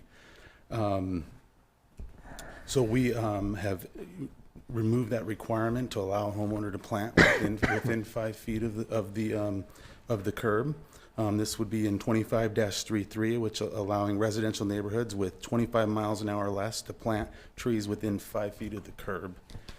Yes, we do have trees that are within the 5 feet requirement now. If you go down Brosh Avenue, you go down downtown, and prior to when this was a requirement, I believe in '92, you'll see trees throughout the community that are within the 5 feet requirement. So some might have it, but the neighbor's unable to. So we want to lift that requirement. Through this process, we also wanted to make sure that adjacent landowners could not remove a tree that was planted or funded as part of a city project. And 25-1D, it's creating a city corridor tree list. I'll just run through that list real quick. Benjamin Avenue from 1st Street to 25th, Brosh Avenue from 1st Street to 7th Street, Norfolk Avenue from Cottonwood Street to 8th Street, 2nd Street from Brosh Avenue to Madison, 3rd Street from Brosh Avenue to Madison, 4th Street from Brosh Avenue to Madison, 5th Street from Prospect Avenue to Madison, and 7th Street on the east side from Brosh Avenue to Michigan. So these trees that are planted as part of a city project will be maintained by the city, and also adjacent landowner would not be able to remove it without written permission. Those are the updates on where we're at today. If you have any questions, I'd be happy to answer those. Great. Thank you, Nate. Questions, comments? Hear any? Thank you, Nate. All right, any discussion, council? Okay, hearing none, short title, please. An ordinance of the City of Norfolk, Nebraska to amend sections 25-1, 25-2, 25-3, and 25-9 of the official city code to prohibit the removal of city corridor trees funded and/or planted by the city without prior written approval from the city, to allow a planting of a tree closer than 5 feet to the back of the curb on certain residential streets, to provide when this ordinance shall be in full force and effect, and to provide for the publication of this ordinance in pamphlet form. Okay, with that, please vote. Voting in favor, Granquist, Arns, Webb, McCarthy, Murin. Voting in opposition, Clausen and Hildebrand. Ordinance number 5810 carries on second reading. Okay, takes us to item 37. Look for a motion to consider approval of ordinance 5811, annexing a tract of land generally located southeast of the intersection of East Benjamin Avenue and North Victory Road. As a note, this ordinance passed on first reading at the November 21st council meeting. I'll offer for consideration of ordinance 5811, annexing the tract of land. Second. Okay, motion second, and for a refresher on this, Steve Ramus, our Public Works Director. Council, Mayor, this tract of land is the southeast corner at the intersection of Benjamin Avenue and Victory Road. It is a church that sits there in that corner. They reached out to us and requesting a voluntary annexation to become formally part of the city. This was driven partially by their desire to reduce their water rates, and by coming into the city that would cut their water rate in half. Additionally, as they attended the planning meeting, they just said they'd been there a long time. They consider themselves in the city, and so they just thought it would make sense to make that formal. Okay, thank you, Steve. Any questions or discussion? Okay, hearing none. Short title, please. An ordinance of the City of Norfolk, Nebraska to annex to said city the northwest quarter of the northwest quarter of Section 24, Township 24 North, Range 1 West of the 6th PM, Madison County, Nebraska, repealing all ordinances in conflict herewith, and to provide that this ordinance shall be published in pamphlet form. Please vote. All council members present voting in the affirmative. Ordinance number 5811 carries on second reading. Item 38 would look for a motion to consider approval of resolution 2022-63 to switch stop signs from north-south traffic to east-west traffic at the intersection of South 7th Street and Madison Avenue.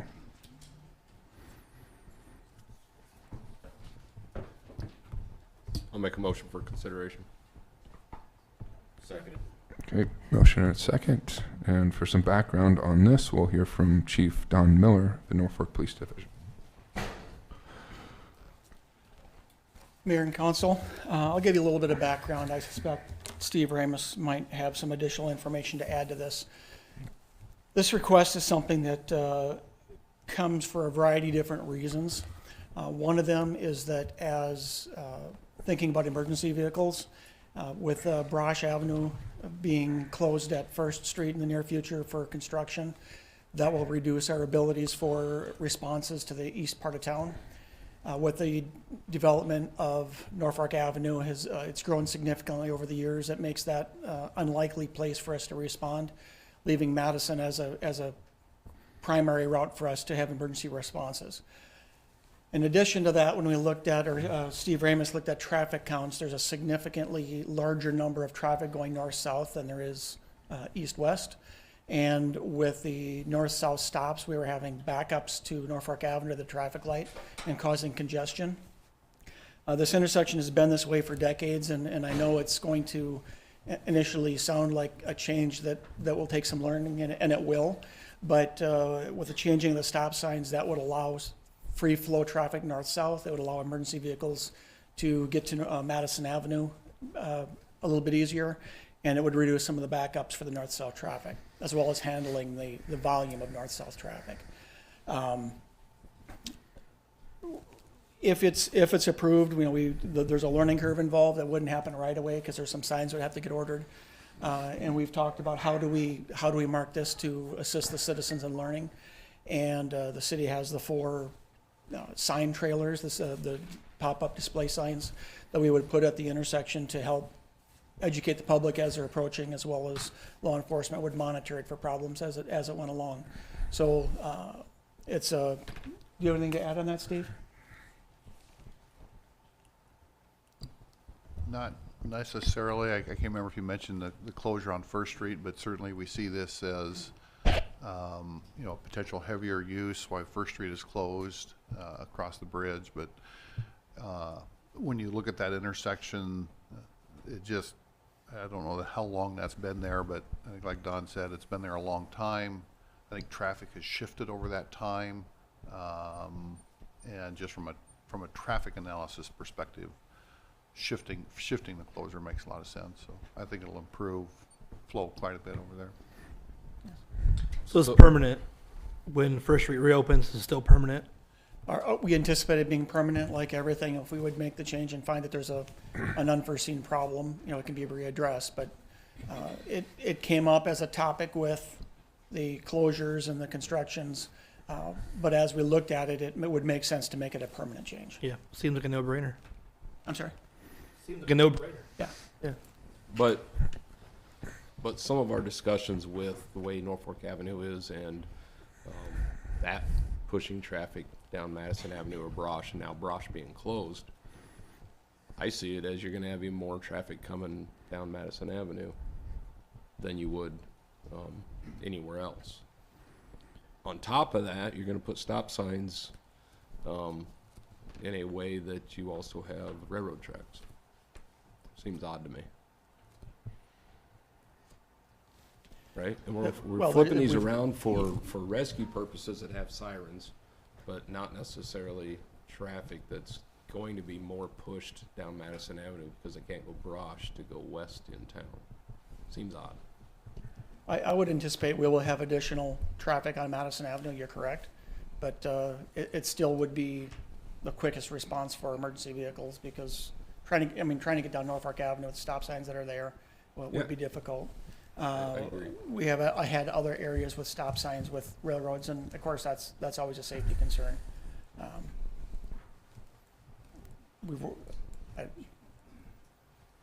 I'm thinking that it's inevitable that somebody would end up stopping on the railroad tracks before they'd ever hear or see a train coming from a distance from the north, right? Because it kind of comes around a curve, you don't necessarily see it. In essence, you kind of have that a little bit at the roundabout. Yeah, same thing. Yeah. On Paswalk, right? Sure.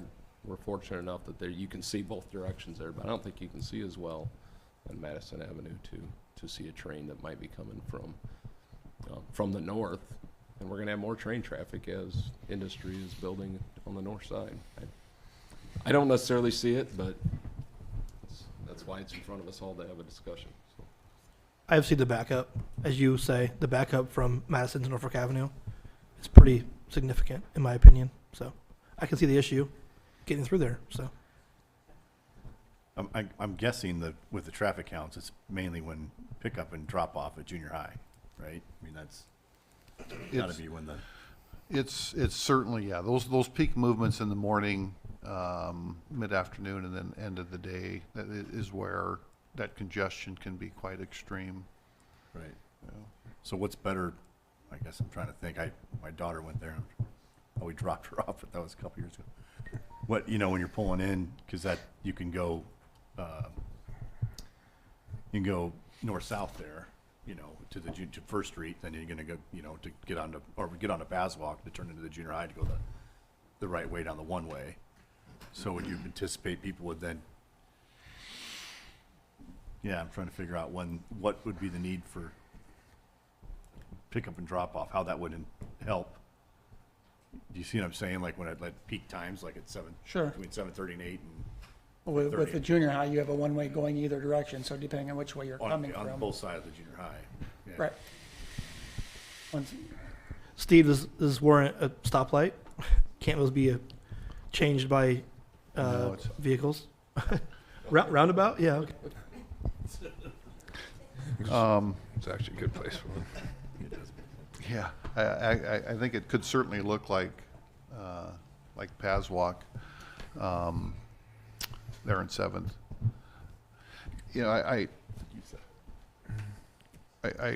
clearly get and would want to reach out to the Department of Transportation and to the railroad safety folks there and have some conversation with them before we would physically do that. I mean, that's a really good point there about that railroad. I think there are certainly options in the tool book or book of tools on how to deal with that.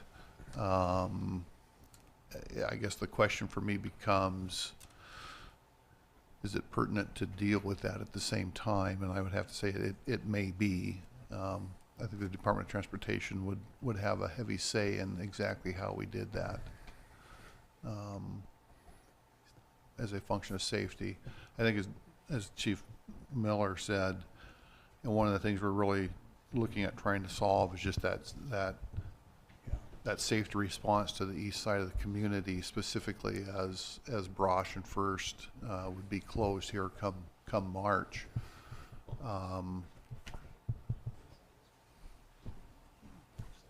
You know, it's possible that maybe we table this here and give me an opportunity to reach out to the Department of Transportation, have some conversation with them on just how to best manage that railroad crossing as a function of this. How long would that take, you think? 'Cause, I mean, obviously, Don is here asking for this change. I mean, not necessarily just Don, but Right, yeah. with the DOT, And how long would that take? that conversation wouldn't take me very long. We could have this back on the 19th. You know, Brosh and Fourth Street I was against that four-way initially, but now it's four-way stop, and it's you get through there pretty quick. Well, Now, I mean, it's a lot easier than what used to be. Is this a situation where a four-way stop would be another option to look at? Because, I don't know. I feel like that intersection has improved. I voted against getting rid of the lights, and now I would say I would vote on that. The traffic flow is very similar in terms of volume. You know, that we have a volume of traffic that moves north-south there as a function of the high school. Right. We see that sort of shifting potentially to Seventh as we open Seventh. I don't think in terms of the conversation that we're having here around the railroad component of that a four-way stop is going to necessarily make that any better. I would add that a four-way stop would cause us problems for emergency responses if that's part of our rationale. That if you have the four-way stop trying to get south and then east, we'd still have that delay with the stop signs Right. that we have a hard time getting through. Yeah, I was just saying maybe something to look into for the, to discuss, because we all understand it's not a very good intersection. I mean, Right. I all also the think, intersection in town, that one kind of sticks out in your head as I also think in conversation with some of the members of the railroad safety board that meet here that I think there's a potential there that a function of this switch that they would be able to assist us potentially with some railroad safety component if we had to sign that differently or do something there. So I can reach out to that board, a couple board members as well, and see what might be there for some options for us. Some more highly visible markings probably go a long way there. When you are talking to them, I do think bringing up the idea of a four-way stop with them would be a good idea, because I can see a four-way stop actually moving traffic faster off of Madison It's going to than give you, having them wait for. it's going to give you a queue that's going to allow you to make that turn, which is what I think Yeah, a lot so of the issue I think is. for them, the railroad, it might not be a bad idea to have two options in front of them. Well, under Steve's recommendation, I make a motion that we table this. I'll second that. Okay, Thank you. thank you, Chief. Motion and a second to table this item for 2 weeks. Please vote.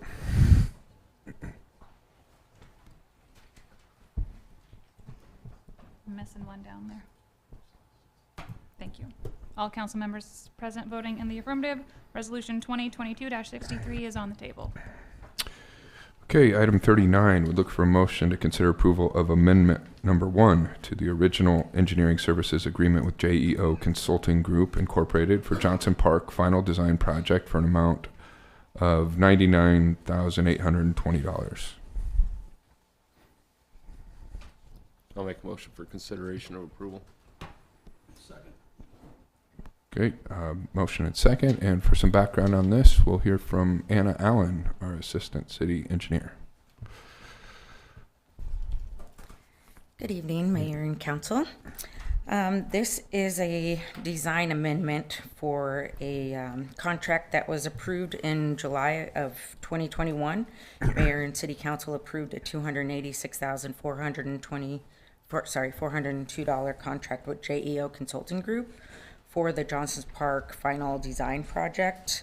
This amendment 1 will provide for additional services that were not previously included in the original agreement. There's been some additional tasks, such as additional meetings and site concepts. Back in August, there was a meeting with stakeholders and the Parks and Rec Subcommittee. Went through the design plan that we had. It was about a 60% design plan. Went through that, reviewed it, and stakeholders had wanted some changes on those designs. So JEO has come up with this amendment in the amount of $99,820. Kevin Cruz with JEO, he's a senior project manager, is here. I'll let him come up and talk a little bit more about this as well. Thank you. Sure. Good evening, everybody. Thank you, Anna, for that. Again, my name is Kevin Cruz with JEO Consulting Group. As Anna mentioned, there in the amendment that we presented for you, there's actually 3 separate tasks, kind of broken that out to really track a few things. The first task was really following the 60% submittal, which was in June, and kind of facilitating those conversations with all the stakeholders to see what revisions to that original master plan and original concept we should really evaluate. Some of those potential revisions were really moving some of the features around in the park, things like moving the basketball court and potential the skating rink, the ice skating rink, and the water feature, and some of those things, really potentially moving those around. So task 1 was really developing some potential concepts and potential costs for what those things were, and then helping the city decide which one of those things to really implement so we could change that overall concept.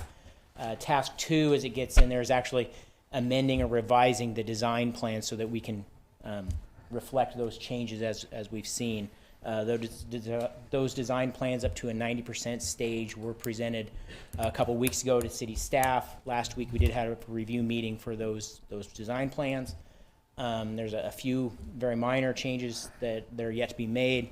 Over the next couple weeks we will be working with city staff to develop the final bid package of how the whole thing gets captured and packaged up so that we can encourage the most competitive bid process possible for that project. But right now the plans are roughly in that 90% stage with the packaging of how that all gets put together is the last remaining piece.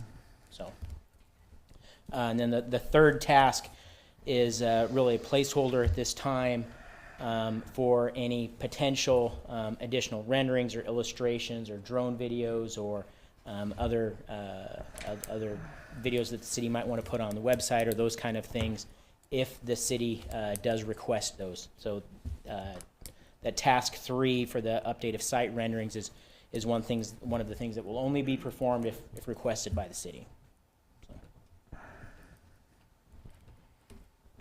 Okay, thank you, Kevin. Any questions? I think I got one to start, but it just seems substantial, so an original contract of $286,000 and an increase of nearly $100,000. Was the original contract for only 60% of design? Is that what I'm hearing? No, the original contract was for final design through bidding process, which we still will be doing those things. This amendment really captures the fact that the 60% was submitted in June, and then we continued to push forward so that we were planning for an original bid process in fall of this year.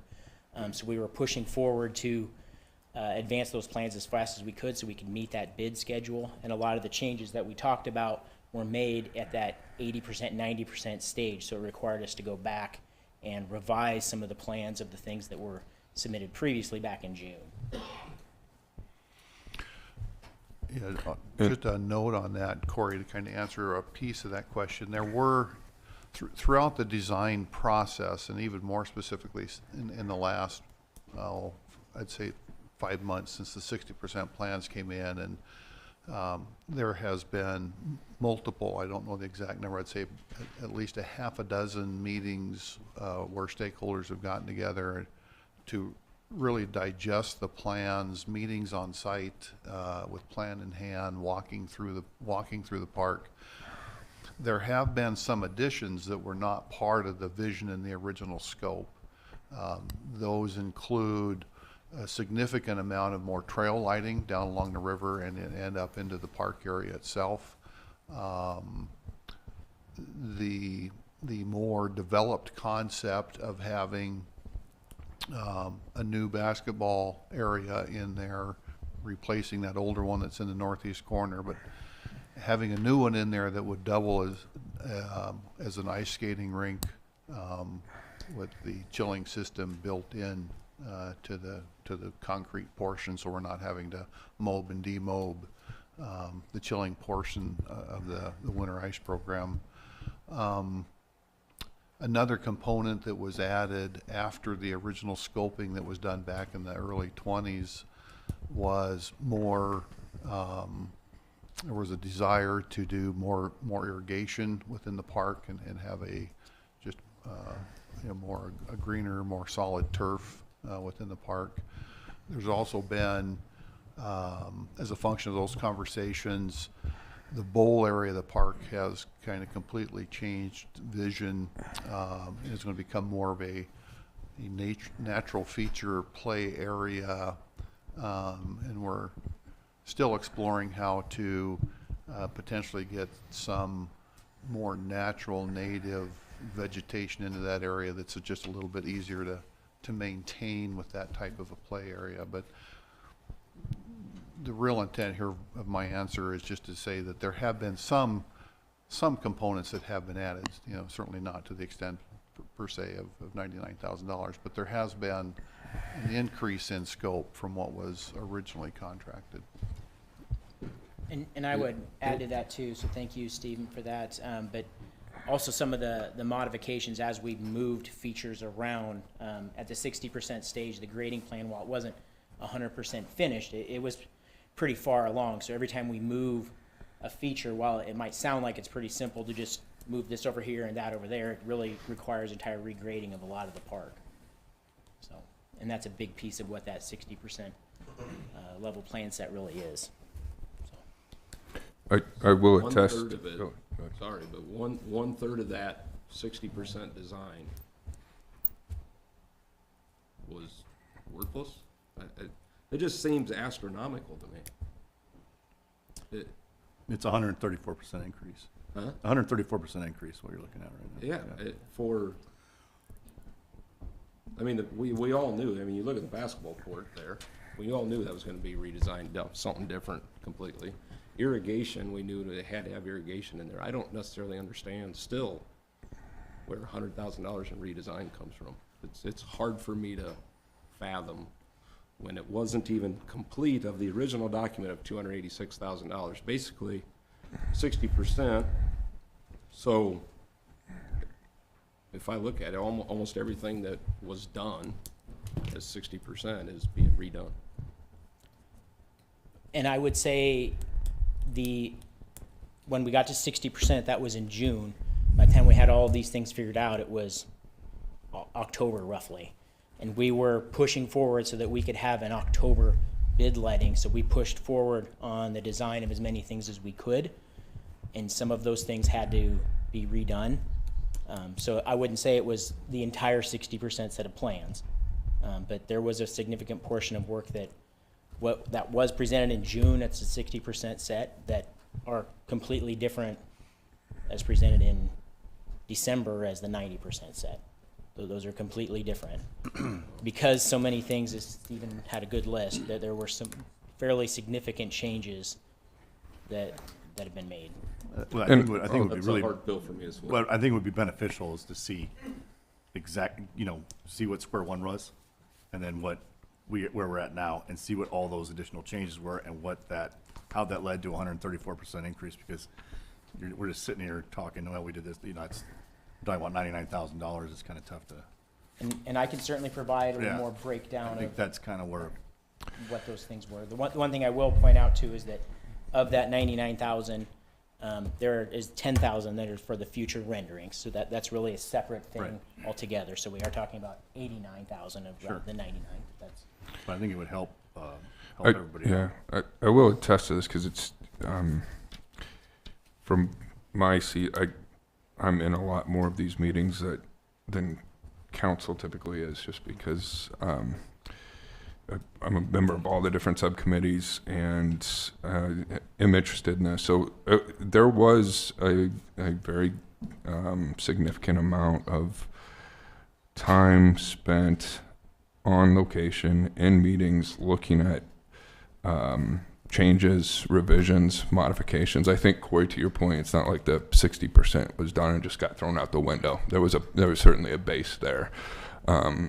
But I think to Kevin's point, once everybody had eyes on it and the walkthrough was done, there was some determination that, okay, when you're planning a park, you get one chance to get it right, and we want it to be as functional as possible and accommodate as many people as possible. That part of town does not have a lot of good access to parks, it just doesn't. So what we're proposed to bring to it is fairly unique for Norfolk Parks in terms of ice skating rink and amphitheater. And I would say some of those things, one big change was a revision of the location of the amphitheater to make it, to help it accommodate bigger performances. I mean, you guys have seen some of we've seen each other at some of the events downtown when we created the River Point Square space. And what, if it's done right, that can do to bring people to areas to spend money and elevate our quality of life. I think it's pretty important to get park planning right. And so I think it's inevitable when you're going through that process, there's going to be some revisions and changes. And I think that's what you're seeing reflected here. But also to Shane's point, to see that lined out, I think would be a helpful exercise as well. I don't know, does staff have anything to add to that process? To see what Shane is asking for, what cost does that come to us now? I mean, what's the cost if you're gonna draw us out some better plans so we can understand from the original plan to the 60% that what we're here to prove tonight of the plans? I mean, at what cost does that come to the city now? So the 60% plans are done. They were provided in June. Mm-hmm. The 90% plans are done. They were provided to the city a couple weeks ago, probably late November. So those are the two benchmarks. Really, those are done. What I'm hearing, I need to do some more work, which is outside of our contract. That's just part of the cost of doing business. It's more of a breakdown about task A is this many hours and this many dollars. That's what I'm hearing that would be helpful for you. Well, wouldn't it make more sense if we're approving an increase off of 100% complete done rather than 90%, and the next thing you know, we're having another $50,000 coming at us or whatever that number might be? Why are we doing this at 90% and not 100%? Well, we don't like to get all the way to the end without getting something in front of you. You know, certainly our preference would be in a situation kind of like this, if we see that there's going to be this kind of a change, to get this in front of you before we'd even go down the path of spending money to make a change. This kind of hopped along at several, like I say, I'm gonna say at a half a dozen meetings, and so with each meeting, we thought we were getting closer to the end result, and it was going to be a very small increment in the end as the meetings continued and the conversations continued. It kind of, you know, it just continued to grow. Before we wrapped up the project and actually finalized design, we wanted to get in front of council with this request from JEO. So just so I understand this correctly, Steve, this money has already been spent. Spent by JEO, yes. And the city staff or someone said we're going to keep spending this money without council approval. So within every contract, the contract has a defined scope of work. Each contract has the ability to work outside that design scope of work. Like I say, we don't really like to push them this far, nor do we really understand 100% as we're going through it what the outcome is. I don't want to give you the impression that I'm standing here in 100% support of this. I certainly have my own questions around this. This is a conversation between JEO and you. I can answer questions around it. I couldn't tell you today whether or not the request is 100% of the level of effort that they put into it. I have a lot of conversations with our consultants that when we write a contract and you guys start producing the engineering and having the meetings, we don't control the number of staff you bring to the table. We don't control your process behind the scenes, your efficiencies in your process. And so, you know, there's a level of cost control that we don't necessarily have. I've not asked them. I'm assuming that they've probably got a level of effort beyond what they're asking. I agree. I was expecting something maybe in the $30,000 range is what I was expecting. I was expecting six extra meetings, 5,000 a meeting, you know, just kind of based on the number of people present and what was going on. So, yeah, this exceeds my expectations as well. Well, basically, a day's work is day's work, day's pay is a day's pay, right? So what we're asking is just, we need some information in front of us to see exactly what extra we did, what extra was put out there. Obviously, Josh knows way more about this than we do, and so do these guys, because we're not the stakeholders at those meetings. But I think we owe it to the public and ourselves to know what all went down, because this is considerably more change order than we're typically used to seeing on a project like this. So I completely understand. It's a big number, and I will. What I'll plan on doing is revising this information with some more background, so that you can see what tasks took what. Yep. We can talk through it with Stephen and Anna. If there's anything more that they think would be helpful for that conversation, I'd be glad to get it ready for you and reconvene when the time is right. Okay. That'd be a helpful exercise. So would we make a table? Well, yeah. Then my question is, how does this, or does it affect getting to final so we can get to bid? So that, I mean, that's another consideration we have to make. We want to probably next week optimize the bidding process timing to get the best deal we can too. So Right, so what I'll say is we have an agreement to provide you signed and sealed documents ready for bid. This isn't gonna hold that up, that's an obligation we've made. We're gonna do that. The timing of that we'll work on with city staff of how that fits in with all, I mean, there's a lot of things going on down there right now. We wanna make sure we hit a good bidding climate, first and foremost, and then work on it from there, so. Yeah, so just kind of around that, we are trying to get those documents out, anticipate bidding this project in January and awarding a project in February. We are responding to JEO with comments on the 90%. We're going to be asking for a 95%, probably the week following Christmas, for some final review with the anticipation, probably starting to advertise this early January. We may end up waiting for permission to advertise on until that second meeting in January or the first meeting in January, depending on whether or not we meet in early January. But I think, you know, in my conversations with JEO, everybody's on board to get this on the street in January. Okay. Is that, is a 2-week period reasonable to expect that breakdown? If we put this back on. Right, so I'll kind of separate the two. The proceeding with the plans that Stephen just laid out is kind of a separate task from this amendment. I will have the amendment justification and background ready to go here. I'll work on it just first thing tomorrow morning.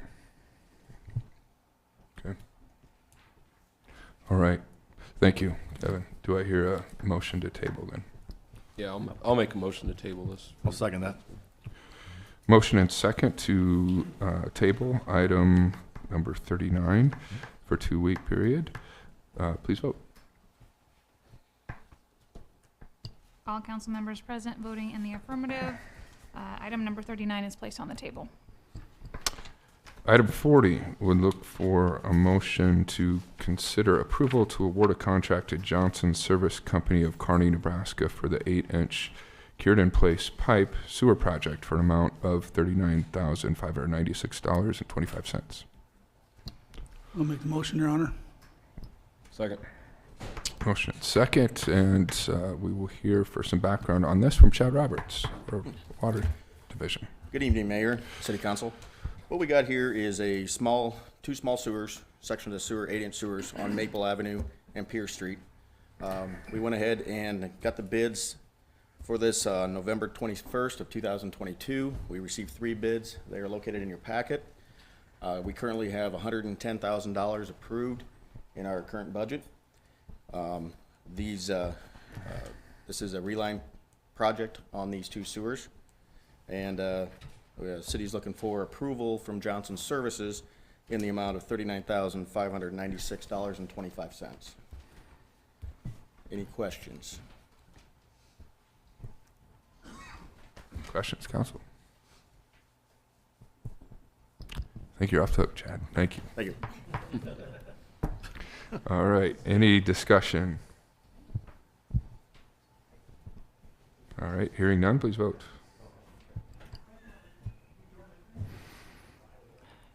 There we go. All council members present voting in the affirmative. Motion carries. Item 41 would look for a motion to consider approval to award a contract to Elkhorn Paving Construction Company Incorporated of Norfolk, Nebraska for the Norfolk Public Library Story Walk Trail Project for an amount of $127,259.25. I'll make a motion for consideration. Second. Motion second. For some background on this, we'll hear from Jessica and Anna. Just Jessica right now. Jessica Chamberlain, our library director. Okay. Depends how technical you want to get. Okay. Then Anna can certainly help. Normally I don't get to come talk to you about Parks and Rec sorts of projects, but this is sort of a unique opportunity for the library to work with Parks and Rec. The funding for this Story Walk Trail is coming from the remainder of the renovation and expansion funds that were earned during the 36-month half-cent sales tax levy for the library. So they are set aside specifically for library renovation, expansion, and equipment. And we've kind of been holding tight to the remainder of these contingency funds, just kind of waiting. You know, when we built the building, you know, it's our first round making a new library. So wanted to make sure that we were using those funds wisely and not just using those funds up just to use them up. So we've kind of held on to them for a long time. But one thing that we contemplated at the beginning of the project that we didn't do because of funding was renovating sort of that Warren Cook Park area and kind of furthering the landscaping of that and just developing that. It's just kind of been a lovely grassy plain space. But the further we get away from that sales tax, we're 4 years away from the library renovation being completed. And the further we get away from that, I feel like the further we're getting away from the intention of that fund. So looking back at what we initially wanted to do, we reconsidered what we could do in that park for landscaping. And so we've come up with a story walk trail, which is just a nice walking path through that park. But you read a story as you go along. It has little signs, and you kind of read a page of the story and then move on and read another page. So it's a lovely way to extend the learning of the library space and blend it with outdoor activity, quality of life, you know, beautiful park spaces. And so this bid that came in was a little bit more than we had initially estimated, but we did get 2 bids in, and Elkhorn Paving was the low bid at $259.25. And that does leave about $70,000 left in that contingency fund that we can add some really unique play structures. We met with Parks this afternoon, looking at some really unique educational sort of things that are really different and that target those really younger, like 2 to 5 age kids that would be different than any other playground in town. You know, awarding this bid for the trail itself, we already have the signposts for the story parts. And then that does leave us a little bit of extra to do some landscaping and some of the, or not landscaping, but installation of that place. So be happy to answer any questions. I do have a question here. So the trail that you're talking about, the reading, will this be open only then during library hours? No, it'll be open all the time. It's a nice wide paved trail, so not only is it handicap accessible, but it's very family friendly for strollers or families with multiple children walking along it, and it will be open all the time. Thank you. It's a really nice use of that space and a really nice way to use that funding, because you'll be expanding your footprint of service to a great extent, and I think it's a nice addition for Norfolk families. So, how often does the story change? We can change it as often as we want to because it's interchangeable. So yeah, we haven't done it. We've talked to some other cities that do have these story walks, and we know it's a little time intensive. So, but we're imagining once a month we could change it. Which shouldn't be too bad. So yeah. Do you have a rendering of this, Jessica? I have like a paper copy here, and I think so. It's kind of like this shape. Can that be on the north side? Yeah, on the north side. Just kind of this, almost like a figure 8.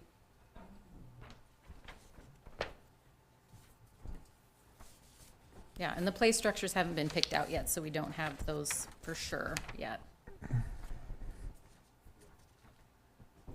and that has been park space for many, many years, right? Mm-hmm. Do you know the history of Warren Cook Park, right? It's Warren Cook. There's going to be a historical marker going in that park for its previous use for minor league baseball. Minor league baseball. Yeah, so it has been park space for a long time. Yeah. So this honors that tradition of that park space, kind of extends that early learning atmosphere into the park space. Mm-hmm. And we also have a community group that wants to help plant some trees in there. So we have some trees that will be going in that will be donated as part of that as well. Great.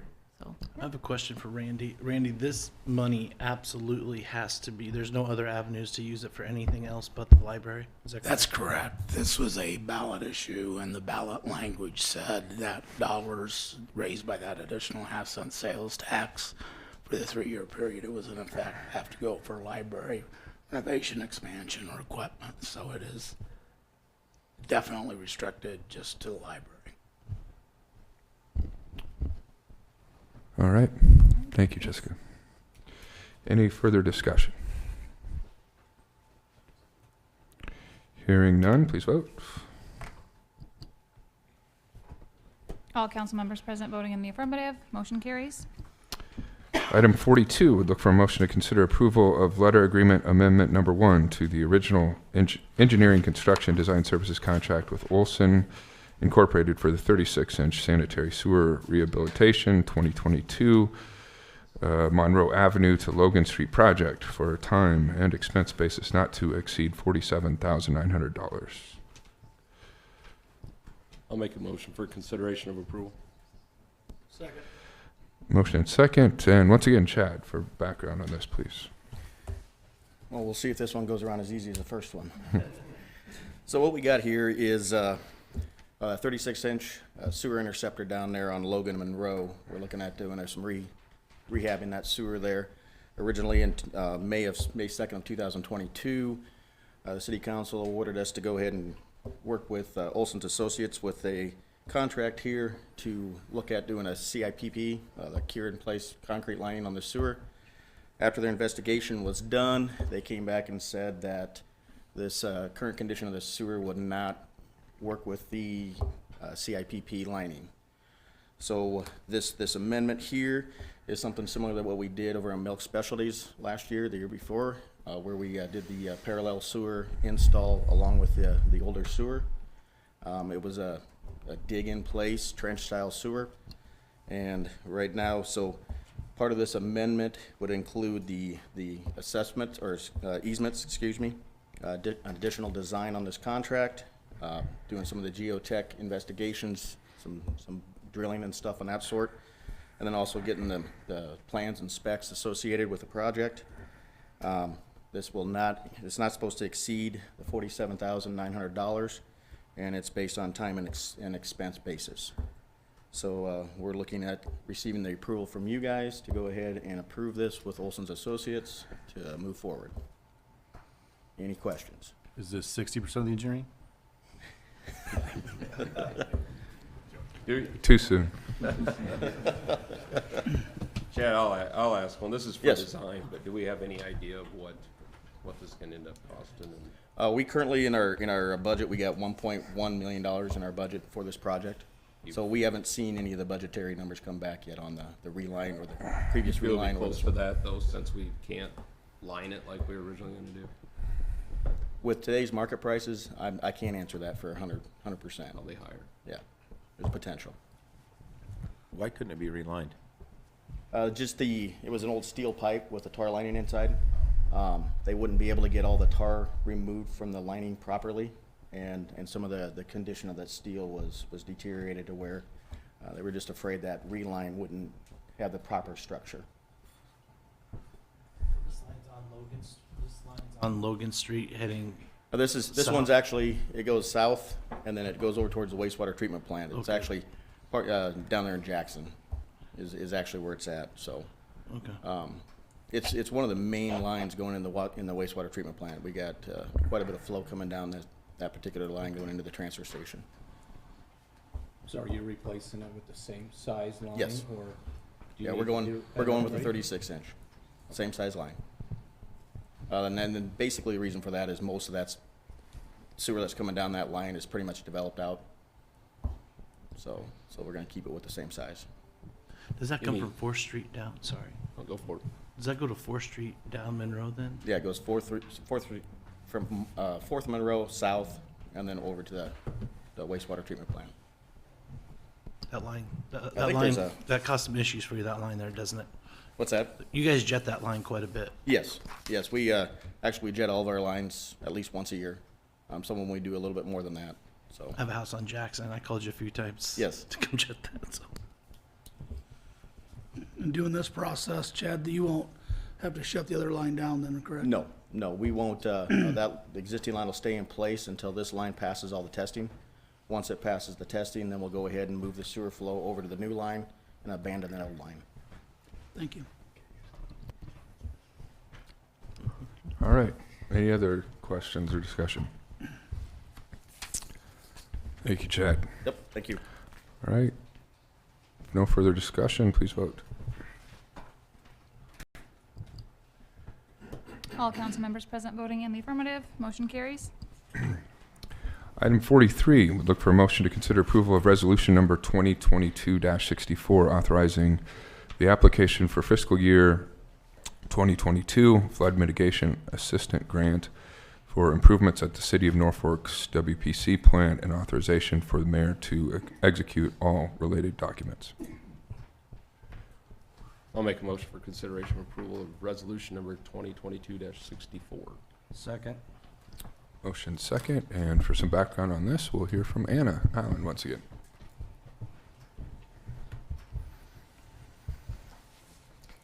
Thank you.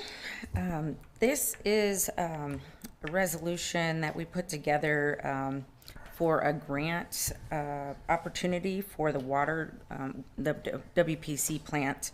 There's been a lot of issues out there in the past with major floods, causing issues with the flooding, and then causing damage to equipment. And I think there's been some broken sewer lines that have caused a lot of issues out there in the past. So this grant program would provide funding to mitigate some of those issues out there. So the grant that we're applying for is in the amount of about $1.2 million. And that would be part of the process, not the whole plan out there, but this would provide a gravity flow stormwater drainage system within the WC plant area, and then it would provide the active pumping system, so it would move water outside of the interior of the WPC plant during extreme flooding events. And I think in the past what has happened when there's so much water out there, then they haven't been able to pump that effluent out. When they can't do that, there's also been issues with not being able to treat it properly then before it goes out. So by doing this portion of the project, getting this grant money to do that portion of the project would be a great help in protecting the plant in future flooding, if there's future flooding. So, you guys have any questions? Yeah, Anna, what is the source of the grant? What This grant is, application is this? FEMA. Okay. Yep. It's a FEMA grant. They had put this out for 2022 grant program, and so it's a flood mitigation assistance grant. So this is allocating $340 million for federal cost share for localized flood risk for the purpose of reducing National Flood Insurance Program flood claims. And so in order to be eligible, you had to participate in this National Flood Insurance Program, be covered under that flood insurance program, which the WPC plant is, and then proving that it's going to have a benefit to cost ratio, cost effective project. So we're working with Olson and Rob Huntley as well. So we're putting that application together and gathering all that historical documentation that we've needed. Gotcha. And the application is due on December 14th. Okay. So you need this approval. Okay. We do, yes. All right. We need the resolution approved to add to the application. Very good. Any questions? Now, this is not a guarantee, right? It is not, no. This is just an application for that grant funding. The funding, they'll let people know, I think, June of this next summer, June 2023. They'll award that. Okay. So we're hopeful that we can get some part of that. Very good. Any other questions? Thank you, Anna. Thank you.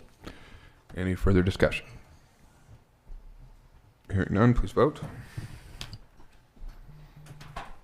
All council members present voting in the affirmative. Resolution 2022-64 is adopted. All right, and now for the moment we all been waiting for, the 2022 snow and ice plan. Will Elwell, our streets director, Can I vote it's to all table? yours. Can I vote to table? We've almost started hour 3 here, Will, so Yeah. keep that in mind. Talk fast, you're saying, huh? So, Before you is the 2022-2023 street plan. First, I'd like to introduce Matt Ernesty, which would be the new street supervisor. He's here tonight, so you guys can kind of put a face to the name.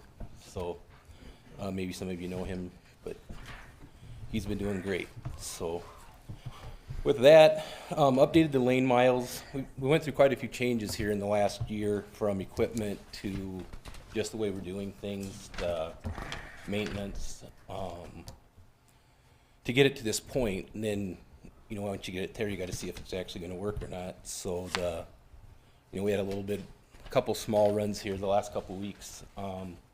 First two went good. Last one, the timing was probably a little off for us. Just, it's tough when it's during the day, and you can't anti-ice ahead of rain, so you're just throwing your money away and stuff. So the timing hit us a little wrong. We kept the mains open really well and got them melted off. The side streets, we were back at it that next night. Got them melted and slushed off fairly well, and then we worked through those changes. That's all stuff that the guys haven't done much before, just the way we're going about it. So it's learning as we go along with a lot of that. So updated the lane miles this year. They're a little higher than they were last year. Just after we did the state report, them up to 520 lane miles that we're covering of streets and alleys. 75 of those are emergency lane miles. So that front picture there that was on there, that's one of the tandems we bought last year that we never got to use, that come out of Minnesota.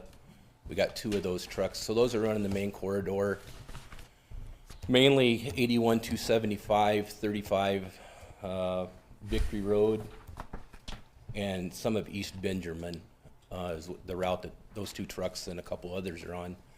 So those trucks, with the route they're on, they can cover that in about probably 3.5 hours, which is running about 35 lane miles per truck, depending on if they have a wing or not. So trying to tie things to a level of service, a little different maybe than they did in the past, but the goal would be to get that if we go out at, let's say we start at 2 in the morning, that by 6 in the morning we've been through everything.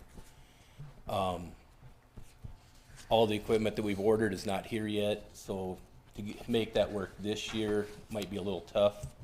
The 2 trucks we ordered back in February, March, whatever that was, they told me we'd have them in November. It's probably looking more like maybe February.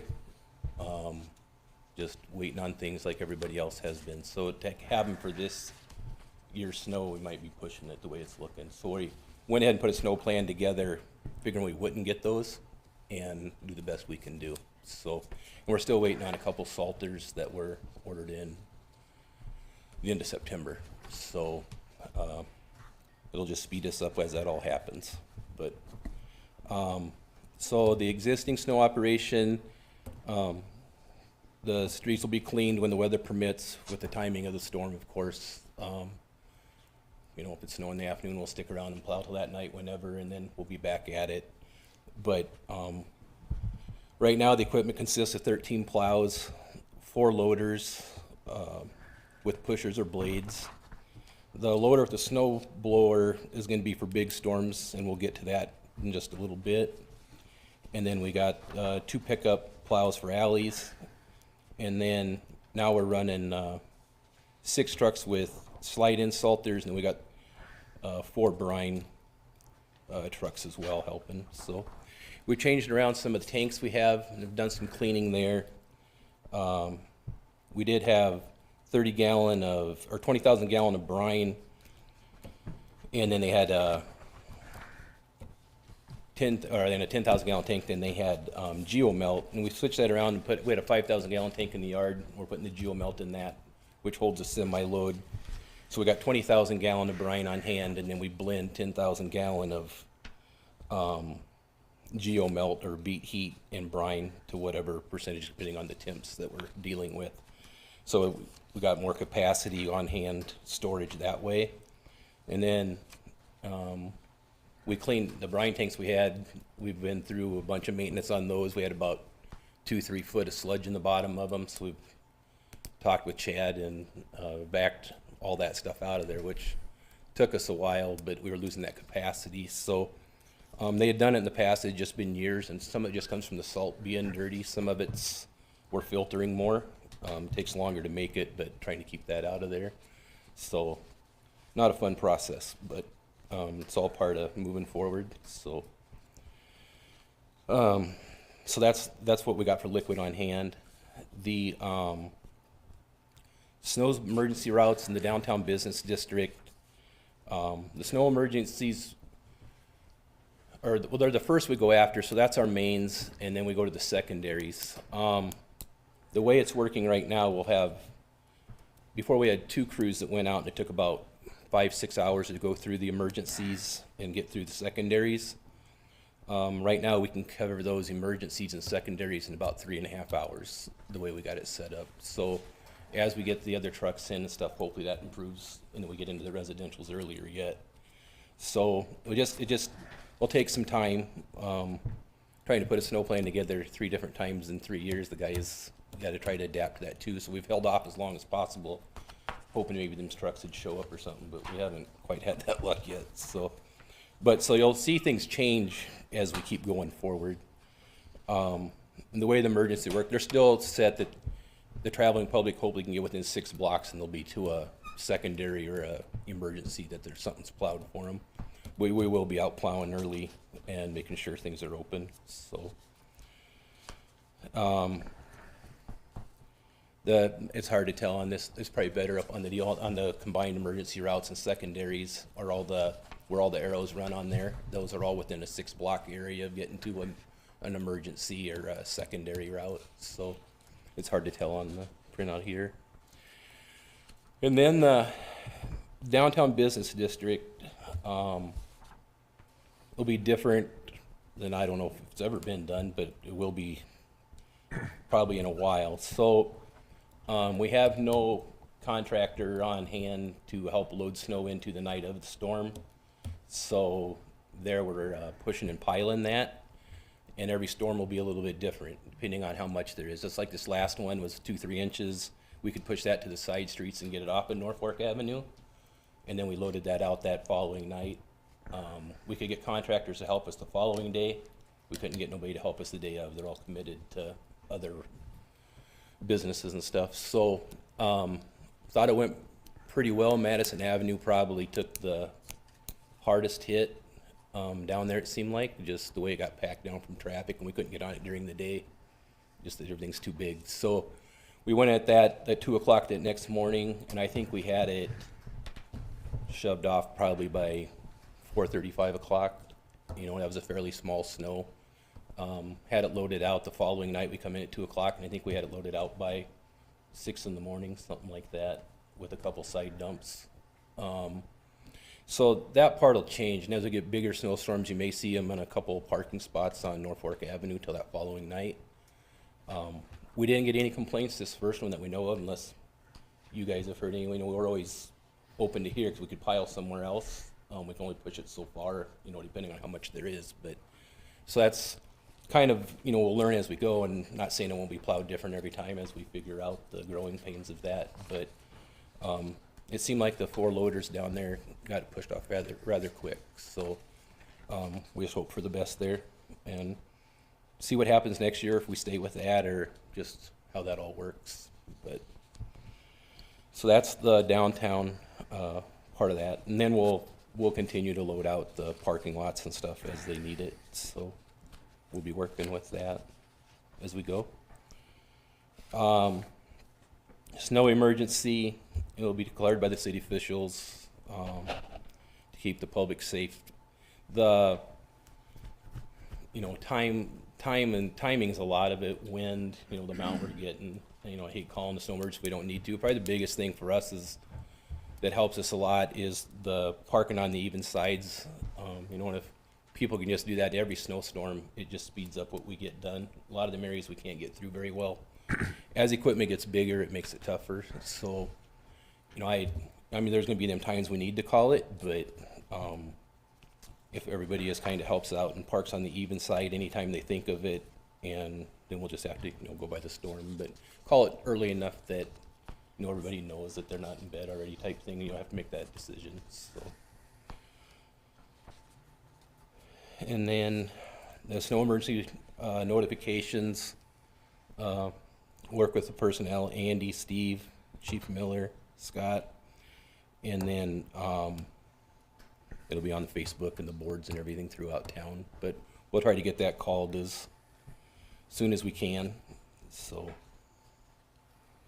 and everyone can sign up for the alerts on the website at norfolkne.gov. Nick will help get that all communicated as well.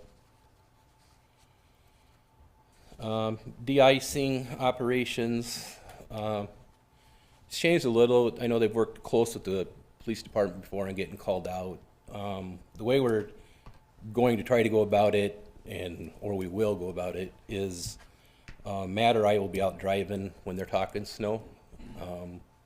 That we're out when it starts to snow, not after it's snowed 4 or 5 inches and it's gotten slick. It's a whole lot easier to plow it off when it's fresh on the street, more cost effective, and it just, for the traveling public, everything, it just works better. So hope to attack it up front instead of taking so much time on the back end of it. So, and then the no salt streets, it's not a real big list this year. Most of the concrete work we did was on the riverside, and some of the residential stuff we did was real early in the year, so a lot of that's cured out. Probably our biggest concerns on these no salt streets, and talking in staff meetings and stuff, will be the 18th Street up on Belair, where that was redone, Benjamin because of the construction project, and then Riverside because of all the concrete work we did there by the high school. I'm not going to say there's not going to be any type of salt put on there, but we have to make it safe for parents and kids getting to school. So, you know, we've calibrated all of our materials this year. As far as I know, it was the first time they've done that. The shops worked great with us, and by doing that, you know, we know what we're putting down in front of there, so hopefully we're not wasting it yet. We want to use it very minimal in them places, but at the same time, we got to make it safe for the people to get to school. We don't want parents in accidents with kids and stuff. So it just happens to be this year, 3 of the streets that we've had a lot of work done on them were all by schools. And so, you know, the guys are monitoring that. We'll just have to really be careful about it. It seemed like we got through this last one pretty good for the way that the snow compacted to the roads just with the falling temps we had in the wet roads. So hopefully we can keep that up and keep, you know, plowing it that much earlier. You know, the cheapest way to keep snow off is to plow it. So hopefully we can continue to do that. But if you ever get complaints or something, let us know. It's something that we got to work through, and it's a sensitive situation by those schools. So we'll do our best though. And so they're very few compared to a couple of years ago, or last year at least. But, and then the enhanced snow operations, we do have some backup drivers if we need them for running night shifts. We'll just kind of see how it goes. The timing of the storm is the biggest part of that, if we need to do that through the night or what. But the main shift will run that 2 in the morning, or we might be midnight till 3 in the afternoon. We'll figure it out as we go. But just, if in a perfect world that we'd run operations like we have it printed on here, we all know that isn't the case. So we'll figure it out as we go. But with that, do you have any questions? I do have a question. You may have touched on it just a little bit. You said the parking lots. So you're outsourcing that to private? Yeah, to so bids? that, yep. Matt, what's his name? Olson. Yeah, Olson, landscape and snow removal. Yeah, will they be doing any street? Nope, snow they removal? strictly just bid the BPD parking lots. Okay. And so we'll work with them then on the removal of the snow piles, or if there's some they want to push in the street while we're down there type thing. So we'll still be working with them just like they did ASPM in the past, but they'll be plowing the actual parking lots. And then we'll probably change a little bit where the piles are, and then we had it designated on the, when they bid that, piles where we wanted it, but if we continue to haul away with side dumps, the semis, that's gonna change how we can get in and out of some of those. So locations in some of those parking lots may change if anybody says anything, but just to make it easier for us to get them loaded out, so.